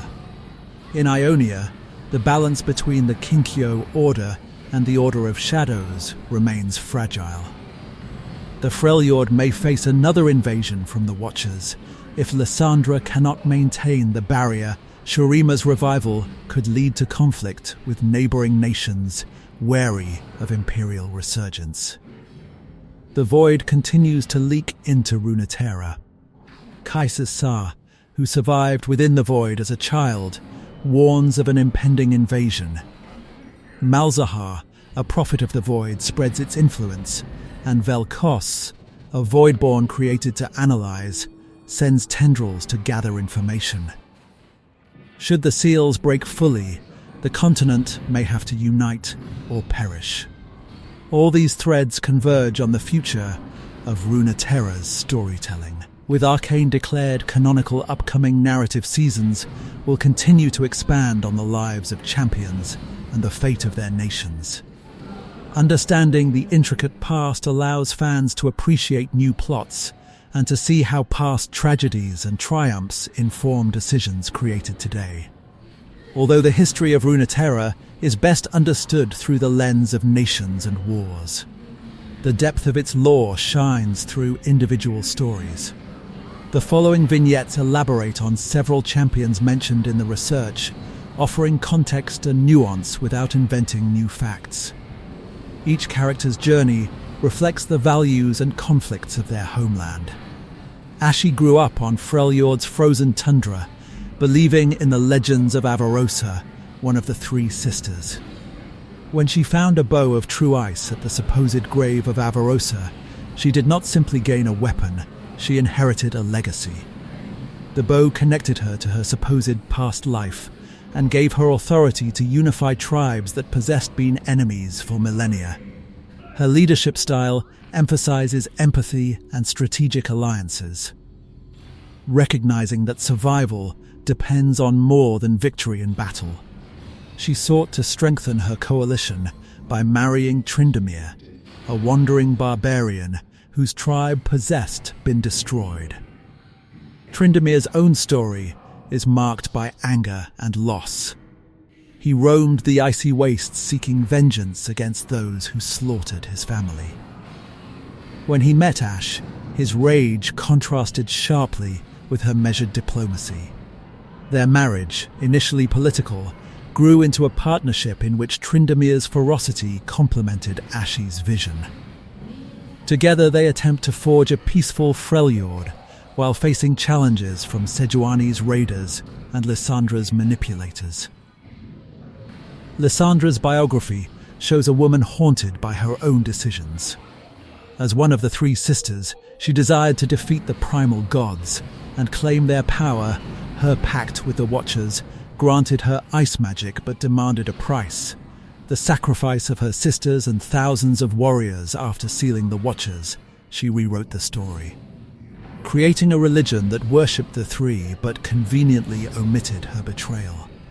Lysandra manipulates events across the Freljord, sending visions and altering records to maintain control. Her burden is heavy. She knows the Watchers still lurk beneath the ice, whispering in the dreams of those who guard them. Her fear that the barrier may break drives many of her actions. Yet, she can never publicly admit her crimes. Sejuani's harsh upbringing shaped her worldview. Born into the Winter's Claw, she endured brutal winters and constant hunger.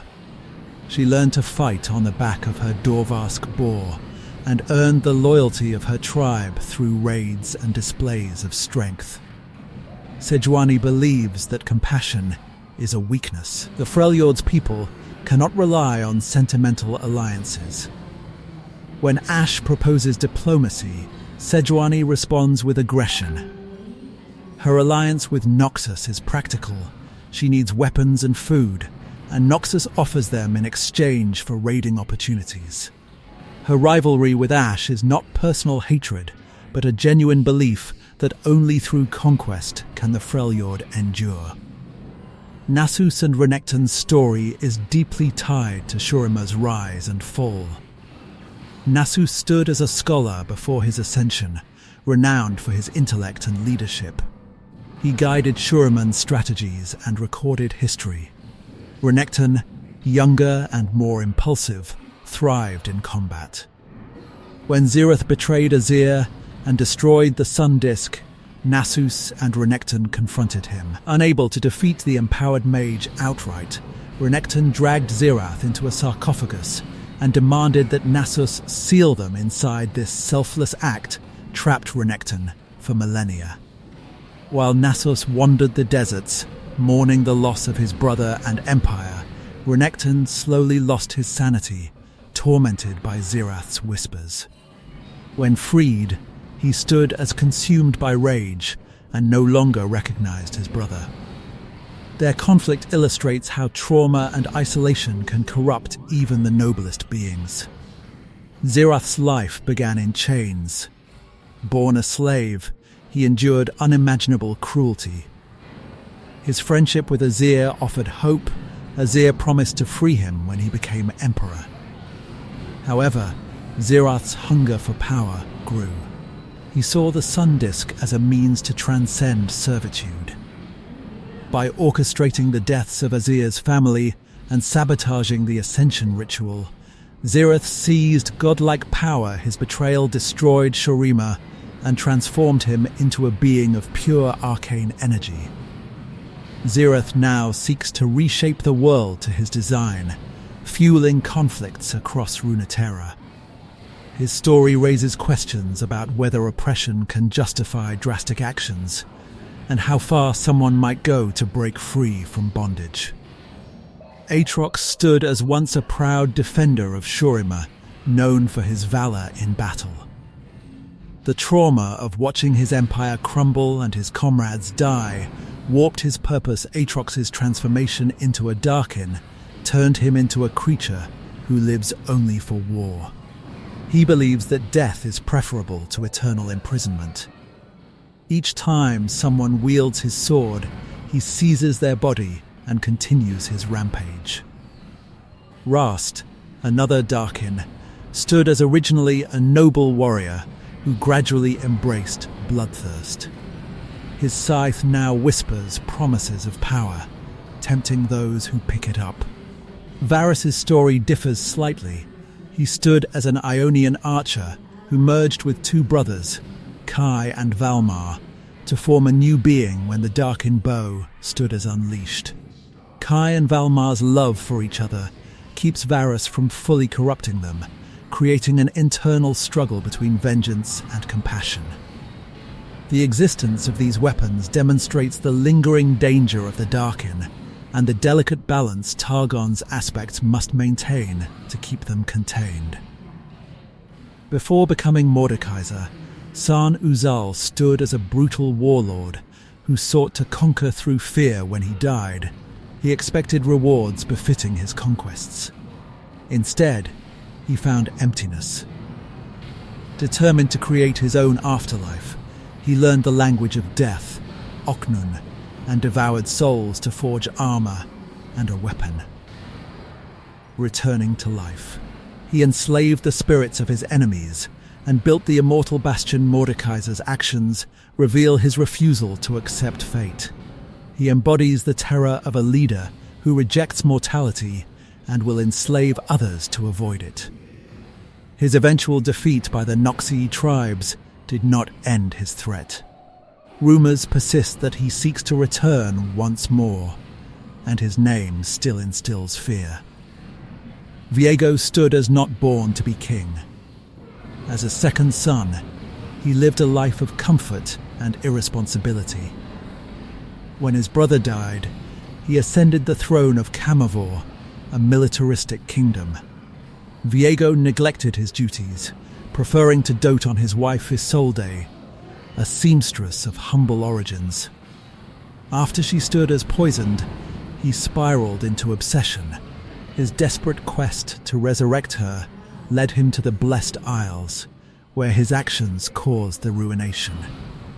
Viego's tragedy is not only the destruction he caused, but his inability to let go. He continues to roam Runeterra, seeking a way to reunite with Isolde, unaware that his actions only deepen the suffering of others. This story underscores the danger of unchecked grief and the consequences of selfish love. Rise witnessed the annihilation of Calm, his homeland, when his mentor Tyrus wielded multiple world runes and obliterated the region. The devastation left a massive crater. Faced with the responsibility of stopping further misuse of these artifacts, Rise dedicated his life to collecting and hiding them. He travels across continents, often alone, burdened by the knowledge of what could happen if the runes fall into the wrong hands.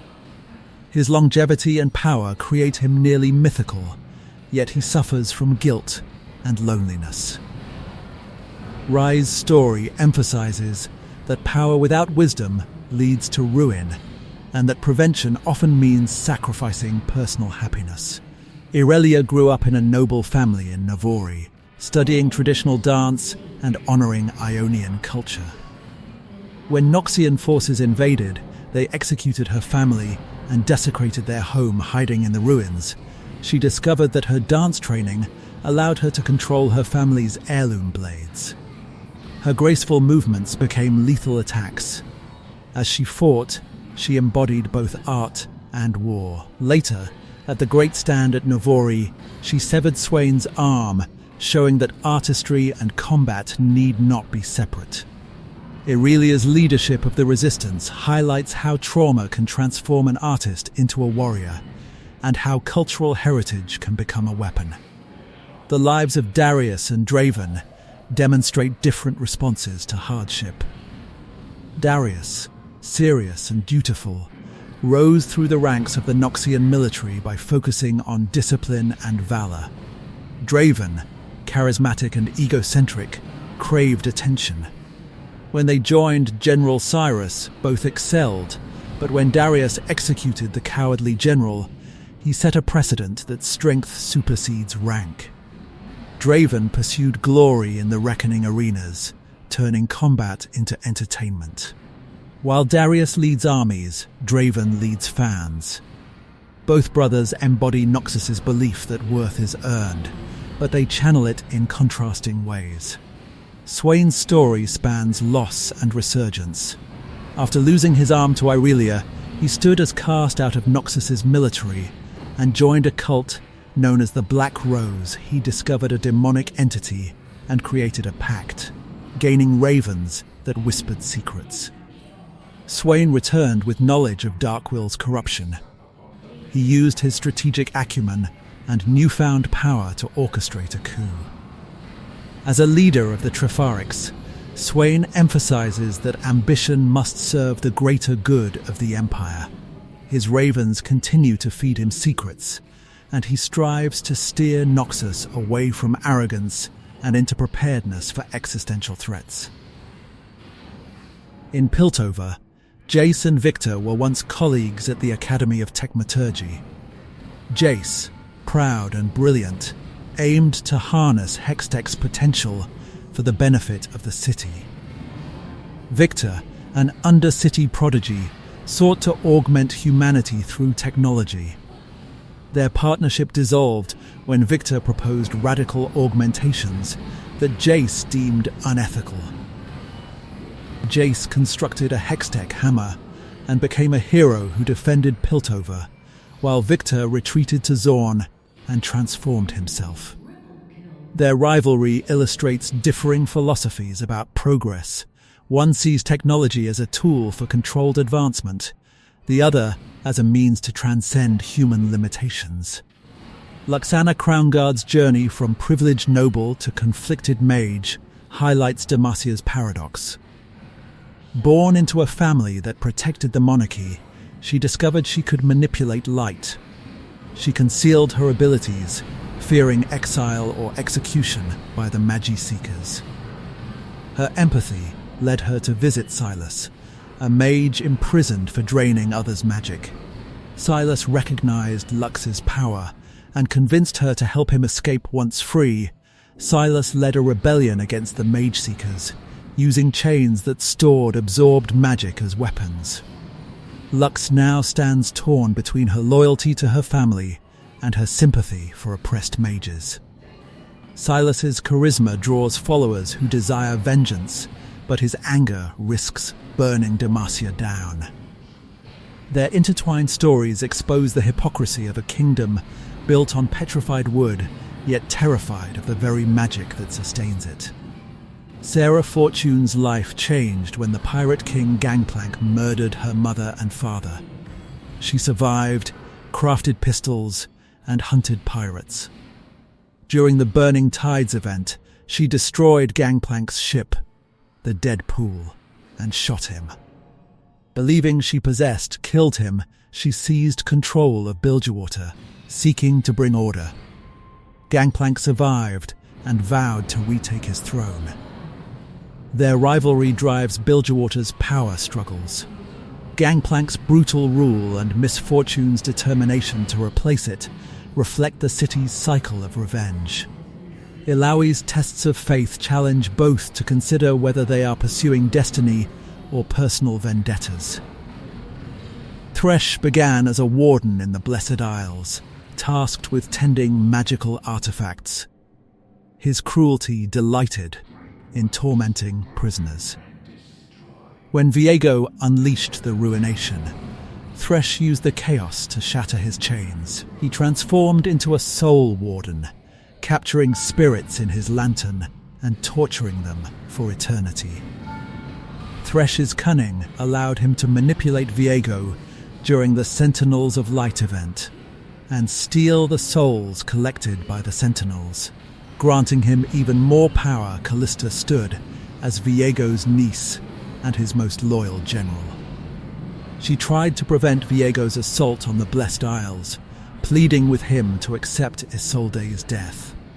When she refused to continue his plan, Hecarim betrayed and killed her. After the Ruination, Callista returned as the Spear of Vengeance, punishing Oathbreakers.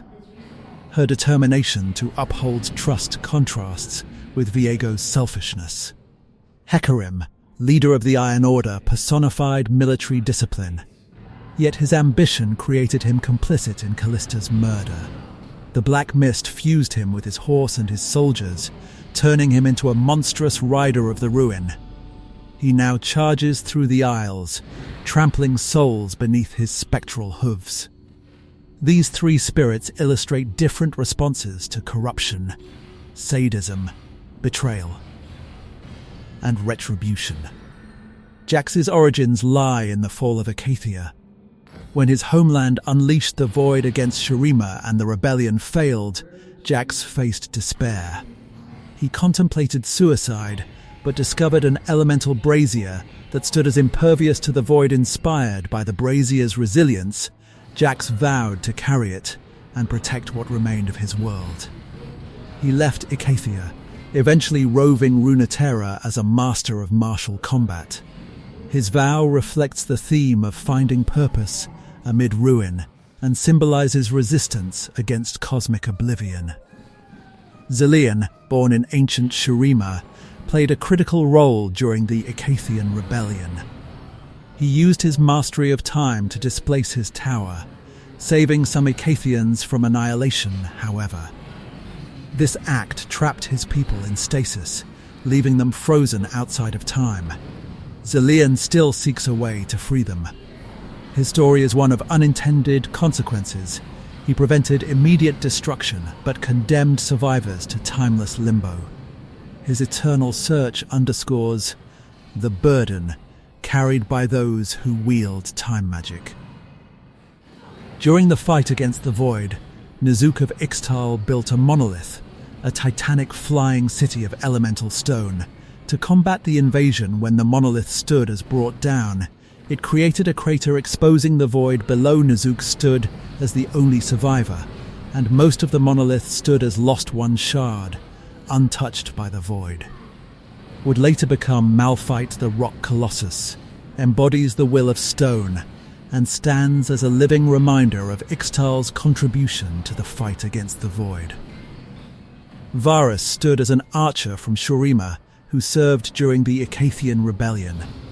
He chose duty over family, staying to guard a temple while his home stood as consumed by the void. His sacrifice stood as honored when he became an ascended.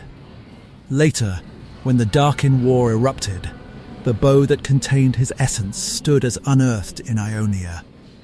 Two brothers, Kai and Valmar, merged with Varus's spirit upon touching the bow, leading to an internal struggle between vengeance and love.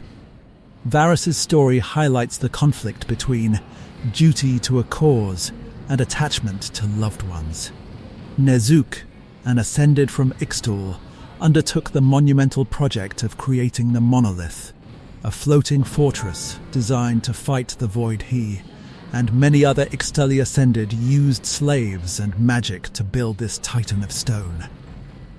After fierce battles, the monolith crashed, exposing the void to the surface. Nizuk survived, but the structure's destruction opened a crater that led to further void incursions. Most shards were consumed.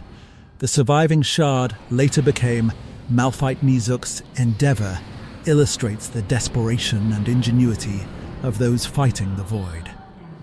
Horrok stood as an ascended, who ventured into the underground caverns beneath Acacia To learn how to defeat the Void, he returned with valuable information, but later stood as betrayed by fellow Ascended Nazuk, and killed Horrocks' Netherblade stood as buried with him, while his other gauntlet stood as claimed by Nazuk. Horrocks' fate reflects the tragic internal conflicts among the Ascended after the war, as trauma drove them to treachery.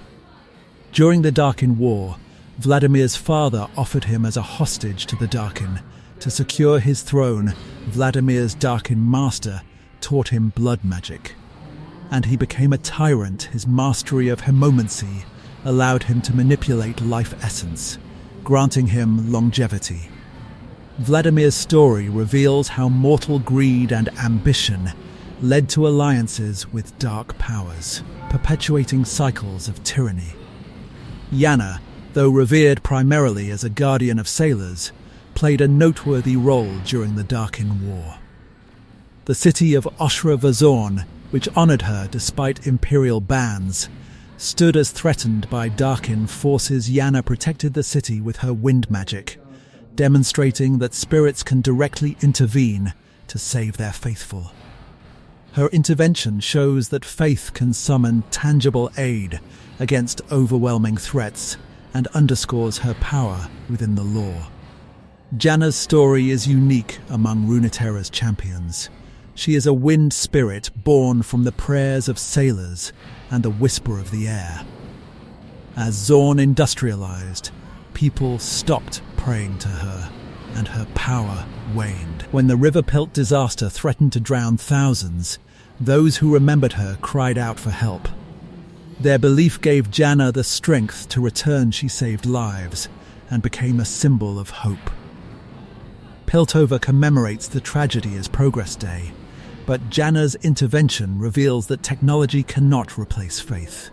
Her presence in Zaun inspires both hope and unrest.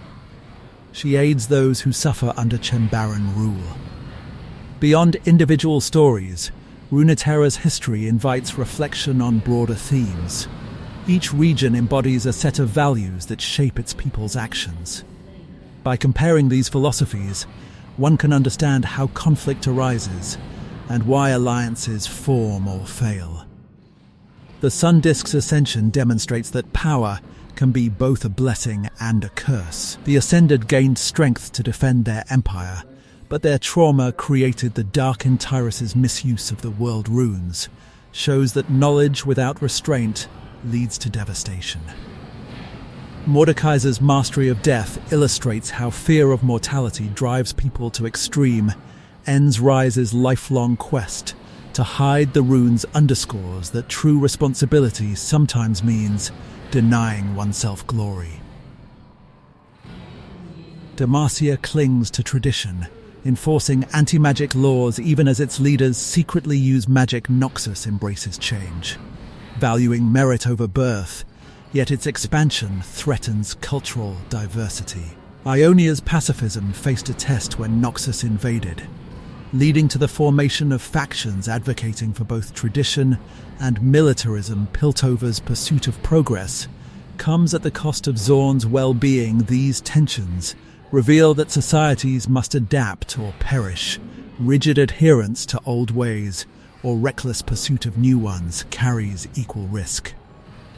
Lysandra's rewriting of Freljord's history highlights the power of myth in controlling people. Azir's resurrection depends on memory preserved in bloodlines. Aurelian's soul forged stars that become legends.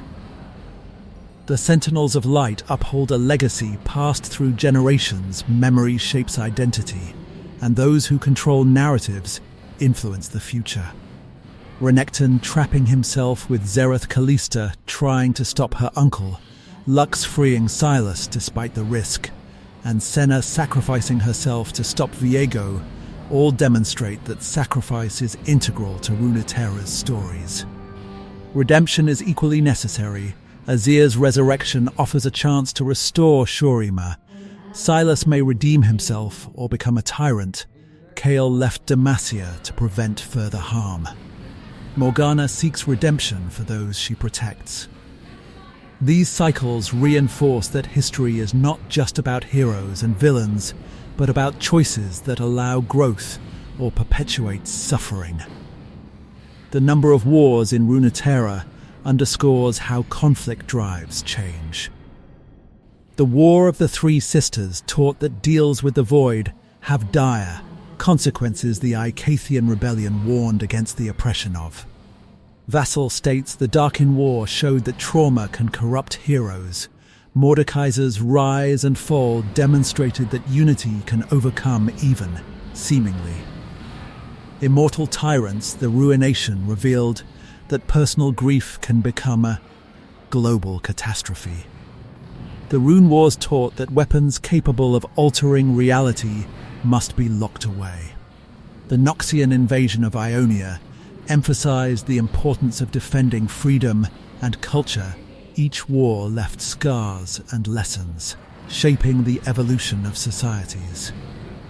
The events surrounding the Icathian rebellion and the subsequent Darkin War warrant closer examination because they sowed the seeds of betrayal that reverberated through centuries. When Ikathia rose up against Shuriman, the Mage King Axamuk stood as killed, and the rebel city unleashed a monstrous power from the void, tearing open reality. Setaka, leader of the Ascended Host, fought valiantly and died in the effort forcing her comrades to return to a world that no longer looked up to them. Those Ascended who survived returned traumatized, and many grew increasingly violent and cruel. Their sense of purpose eroded as Shuriman crumbled and the once noble guardians became resentful warriors hungry for power. In the chaos that followed, individual stories reveal how heroism turned to darkness. Varus stood as stationed at a garrison near Ikathia, despite desperate pleas from his family to flee. He refused to abandon his post when the void erupted. Varus watched helplessly as his loved ones were consumed. Filled with rage and guilt, he accepted ascension as a means to continue fighting. Over time, the trauma festered. The noble archer stood as swallowed by hatred and became one of the Darkin. This tragedy illustrates how devotion to duty can be twisted by grief into a weapon. Another Ascended who succumbed to darkness stood as Horok. He explored caverns beneath Shuriman seeking hidden knowledge, but stood as betrayed by his companions and left for dead. The betrayal drove him mad. He allied with dark powers and ultimately became a monstrous warlord. Horok's fate underscores how betrayal breeds resentment and how corrupted trust can transform a scholar into a tyrant. The common folk suffered as much as the Ascended. Zillion, a temporal sage from Ulia, foresaw the void's threat and attempted to warn his people. When the eruption came, he used his magic to displace his tower outside time, trapping surviving villagers in a stasis bubble. While this act saved lives, it also condemned the survivors to a timeless limbo, forever detached from the world. Jax, inspired by his father's stories of the Golden Age, searched the ruins after the rebellion and found a brazier created of a material that resisted the void. He vowed to keep this relic safe until worthy warriors could wield it against future threats. Jax's determination shows that ordinary individuals can shoulder monumental burdens when institutions fail. The fabric of Shuriman society unraveled further with the rise of ambitious mages and engineers. Nizuk, a brilliant architect, built the monolith, a floating city that symbolized the Empire's technological prowess. His triumph stood as short-lived. When the monolith crashed back to Earth, the shattered fragments buried entire settlements. One shard became sentient over thousands of years and awoke as Malphite, the massive living monolith. This story illustrates how progress without restraint can lead to catastrophic loss and unexpected life. Azraela, another figure of note, stood as a champion who patrolled the desert with her sand-winged companions. She confronted horrors unleashed by the rebellion and carried survivors to safety. Yet even her resilience could not stem the tide of suffering. Though she did not become a Darkin, her struggles highlight that not every hero falls into villainy. Some simply disappear into the sands, forgotten by history. The betrayal that destroyed Shuriman did not emerge in a vacuum. The seeds were planted during the youth of Azir and his friend Zirith. After Setaka's death, Nasus interred her body using the holy blade Chalakar, a weapon that would later become key in battling the Darkin. Around this time, Azir, the youngest son of the reigning emperor, and Zirith, a child born into slavery, were both born. Azir's mother died giving birth, leaving him isolated within the imperial court. Zirith's mother died after childbirth, and he stood as claimed as the property of Azir's father despite their different stations. The two boys became close friends. Azir, yearning to prove himself, promised to free Zirith and abolish slavery if he ever became emperor. This promise inspired hope, but also planted expectations that would later fuel resentment. Renekton, Azir's elder brother and commander of the Ascended Army, trained the prince, teaching him discipline and martial skills. Their relationship stood as affectionate. But Renekton's absence during key moments left Azir vulnerable. When the royal family stood as attacked by rebels, Zirith used dark magic to cause miscarriages among the emperor's consorts, ensuring Azir would ascend to the throne. He also murdered the emperor and empress, clearing Azir's path to power. These atrocities were committed under the guise of friendship. Zirith believed he stood as securing Azir's destiny and his own freedom. Yet as years passed and Azir delayed abolition, Zirith's hope turned to bitterness. He felt that his sacrifices possessed been wasted, and that his friend possessed betrayed him. When the time came for Azir to ascend under the Sun Disk, Zirith enacted his final betrayal. As Azir stood beneath the disk, prepared to become a God Emperor, Zirith seized the ritual's power for himself. The resulting explosion destroyed Shuriman's capital and cast its empire into ruin. Renekton and Nasus barely managed to imprison Zirith beneath the tomb. By sacrificing themselves to hold him, Renekton stood as trapped with his former friend in a timeless prison, where madness eroded his mind.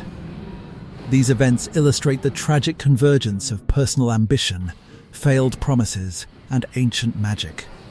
The betrayal shattered Shuriman and set the stage for centuries of chaos. The surviving Ascended, already traumatized by the Icathian rebellion, were further burdened by the destruction of their empire. With no leader and no purpose, they turned on each other. Aatrox, Rast, and Varus, once revered heroes, experimented with blood magic and enslaved mortals. Their atrocities included breeding camps and forced fusions of human and ascended blood. Ixtal remained shielded by its magical jungles, but beyond its borders entire regions were ravaged. Janna protected Oshra Vazorn, a city that honored her despite imperial decrees. By summoning storms to drive away Darkin armies, meanwhile, Vladimir, the son of a noble from the plains, stood as offered as a hostage to the Darkin. Under his Darkin master's tutelage, he learned hemomancy and used it to terrorize nations for centuries. His story demonstrates how the Darkin corrupted not only themselves, but also the humans who served them. As the Darkin War escalated, the Targonian aspects observed and decided to intervene. The aspect of war chose a mortal vessel named Atreus, who became Pantheon, and led the celestial host against the Darkin. The aspects empowered other champions such as Soraka and the aspect of Twilight. Mortals across Runeterra united with the aspects to fight the Darkin.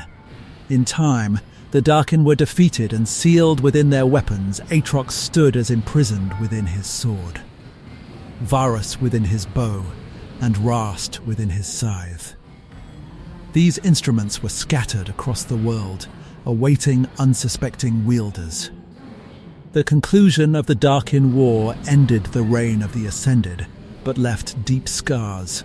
Entire landscapes were scarred by blood magic, and entire cultures wiped out.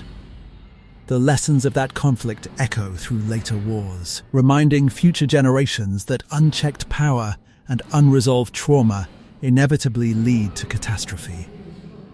The earliest myths of Runeterra center on the Freljord and the primordial forces that shaped the world. Before empires rose, the demigods of the far north forged alliances and fought wars that set the tone for later epochs. Ornn, the great forge god, is told to have shaped the mountain known as Hearthhome and built the howling abyss for the three sisters. When they still stood united, he crafted weapons and structures that would endure for millennia. His brother, the storm god Volibear, saw the Freljord as a proving ground. When Ornn refused to submit, Volibear and his followers attacked, and their battle destroyed Hearthhome and devastated the landscape. After the fight, Ornn withdrew to his forge, while Volibear roamed the land, scarred and blind from Lyssandra's ice magic. The three sisters, Avarosa, Cyrilda, and Lysandra, shared a vision of a united Freljord but diverged over time. Lysandra's secret pact with the Watchers of the Void led her to sacrifice her sisters and iceborn warriors. Sealing the Watchers beneath the true ice to conceal her betrayal, she rewrote history, erasing the names of her sisters and founding the Frostguard faith. Volibear resisted this revisionism and maintained his own oral traditions. The Yeti, once wise and gifted with magic, became savage and lost their language after their power stood as stripped away. Only Willump retained enough magic to protect the remnants of their legacy. Gnar, a prehistoric Yordle, stood as trapped in ice during the chaos, later thawing into a world that possessed forgotten him. These tales remind us that history is often written by the victors, but dissenting voices endure in myth. Not all legends are tragedies. Ivan's story offers a narrative of transformation. He stood as once Ivern the Cruel, a Freljordian warrior who desired the power of the god Willow, a colossal tree told to hold divine life. When he cut down the tree, its spirit infused him, turning him into the gentle druid Ivern Bramblefoot. For centuries he wandered the world, teaching others to respect nature. His transformation shows that redemption is possible, even for those who commit grievous wrongs, and underscores the theme that life and magic are intertwined. Beyond the Freljord, early myths describe spirits and gods shaping the world. The Helian colonists who settled the Blessed Isles met Maokai, a treant who tended the island's sacred trees. He blessed their settlement, making Helia a place of incredible vitality. Janna, the wind spirit of Zaun, originated from the prayers of sailors who sought safe passage. At first she stood as a whisper on the wind. Over centuries, belief gave her form, and she became a protector of the oppressed Vel'Koz, a creature of the void, entered the material realm and began cataloguing knowledge, becoming known in myths as a dream demon. The Bracken, crystalline creatures from Shuriman, sensed the growing danger and travelled into hibernation deep beneath the desert, safeguarding their kind from the coming wars. The celestial aspects also began to intervene. Aurelian Sol, a cosmic dragon, forged countless stars and saw himself as above mortal affairs. The aspects of Targon lured him to their summit and placed a crown on his head that bound him to their will. They then summoned him to fight the Void's horrors on Runeterra. When he refused, the aspects killed one of his stars. In a show of power, resigned. Aurelian Sol scorched many Voidborn at the Aspect's command, but he vowed revenge for their manipulation. The aspects also helped the Shurimans build a prototype sun disk that failed. Later, they oversaw the construction of the larger sun disk over the city that would become Shurimathi's myths, highlight how cosmic entities manipulated mortal civilizations for their own purposes, setting the stage for future betrayals. As the lore has expanded through comics, cinematics, novels, and video games, inconsistencies have emerged. The Sentinels of Light event attempted to conclude the Ruination arc, but players criticized its tone and structure. Some saw the event as too light-hearted for such a dark story. Others felt that gating lore behind gameplay hindered understanding. The developers acknowledged these issues and promised that future narratives would maintain consistent tone and be accessible to all players. Arcane's success introduced another debate. While the animated series deepens the stories of Piltover, Zaun, and characters like Vi and Jinx, it also introduced details that challenge existing canon. Riot clarified that Arcane is considered canon, meaning that older lore may be retconned to align with the show. Fans have mixed reactions. Some welcome the cohesive storytelling, while others worry about losing beloved elements of earlier lore. The process of unifying narratives across different media continues to be a point of discussion in the community. While Ancient Wars forged Runeterra's foundations, the present is shaped by unresolved struggles that threaten to ignite new conflicts.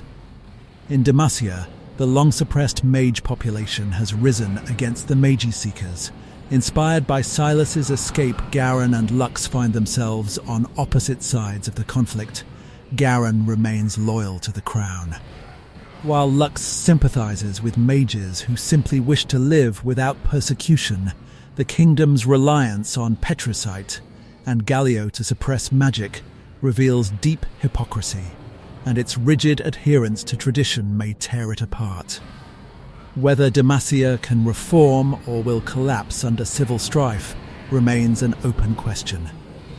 Noxus continues to expand under the Trifarix of Swain, Darius, and the mysterious, faceless the Empire espouses meritocracy, inviting all to prove their worth. Yet its people suffer under constant war. Swain's pragmatic rule competes with the manipulations of the Black Rose Cabal and the rebellion of the Iron Maiden Rel. Internally, the Empire is a powder keg of competing ambitions. Externally, its appetite for conquest puts it at odds with every neighbor, particularly Ionia and Shuriman. The tension between its ideal of strength and the reality of oppression defines its future. Ionia still heals from the scars of the Noxian invasion.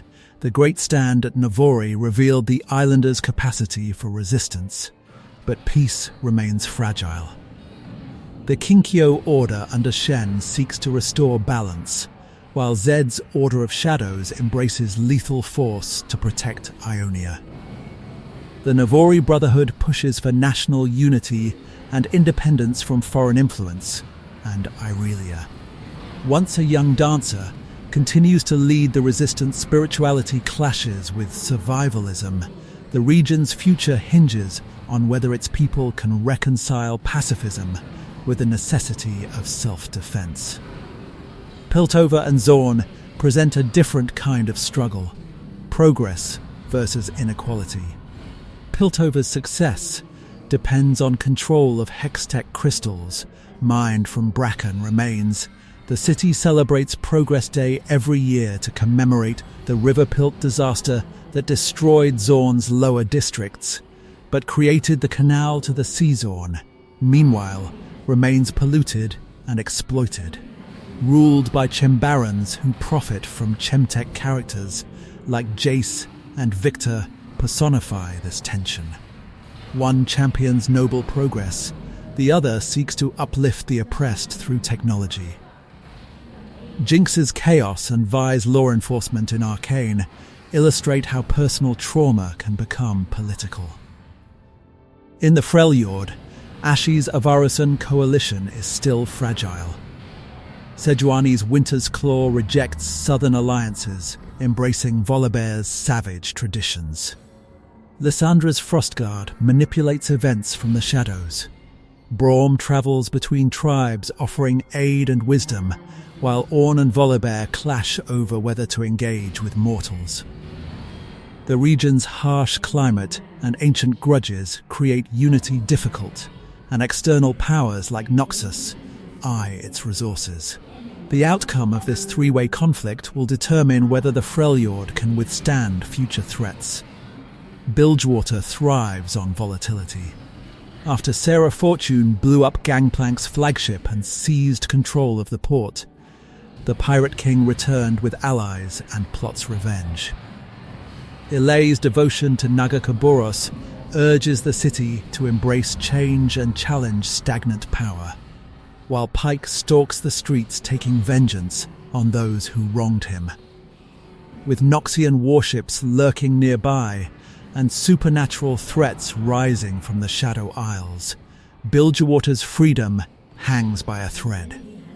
Ixtal remains hidden in its jungle fortress of Ixeokan, guarded by the Intal. Their mastery of elemental magic keeps invaders at bay.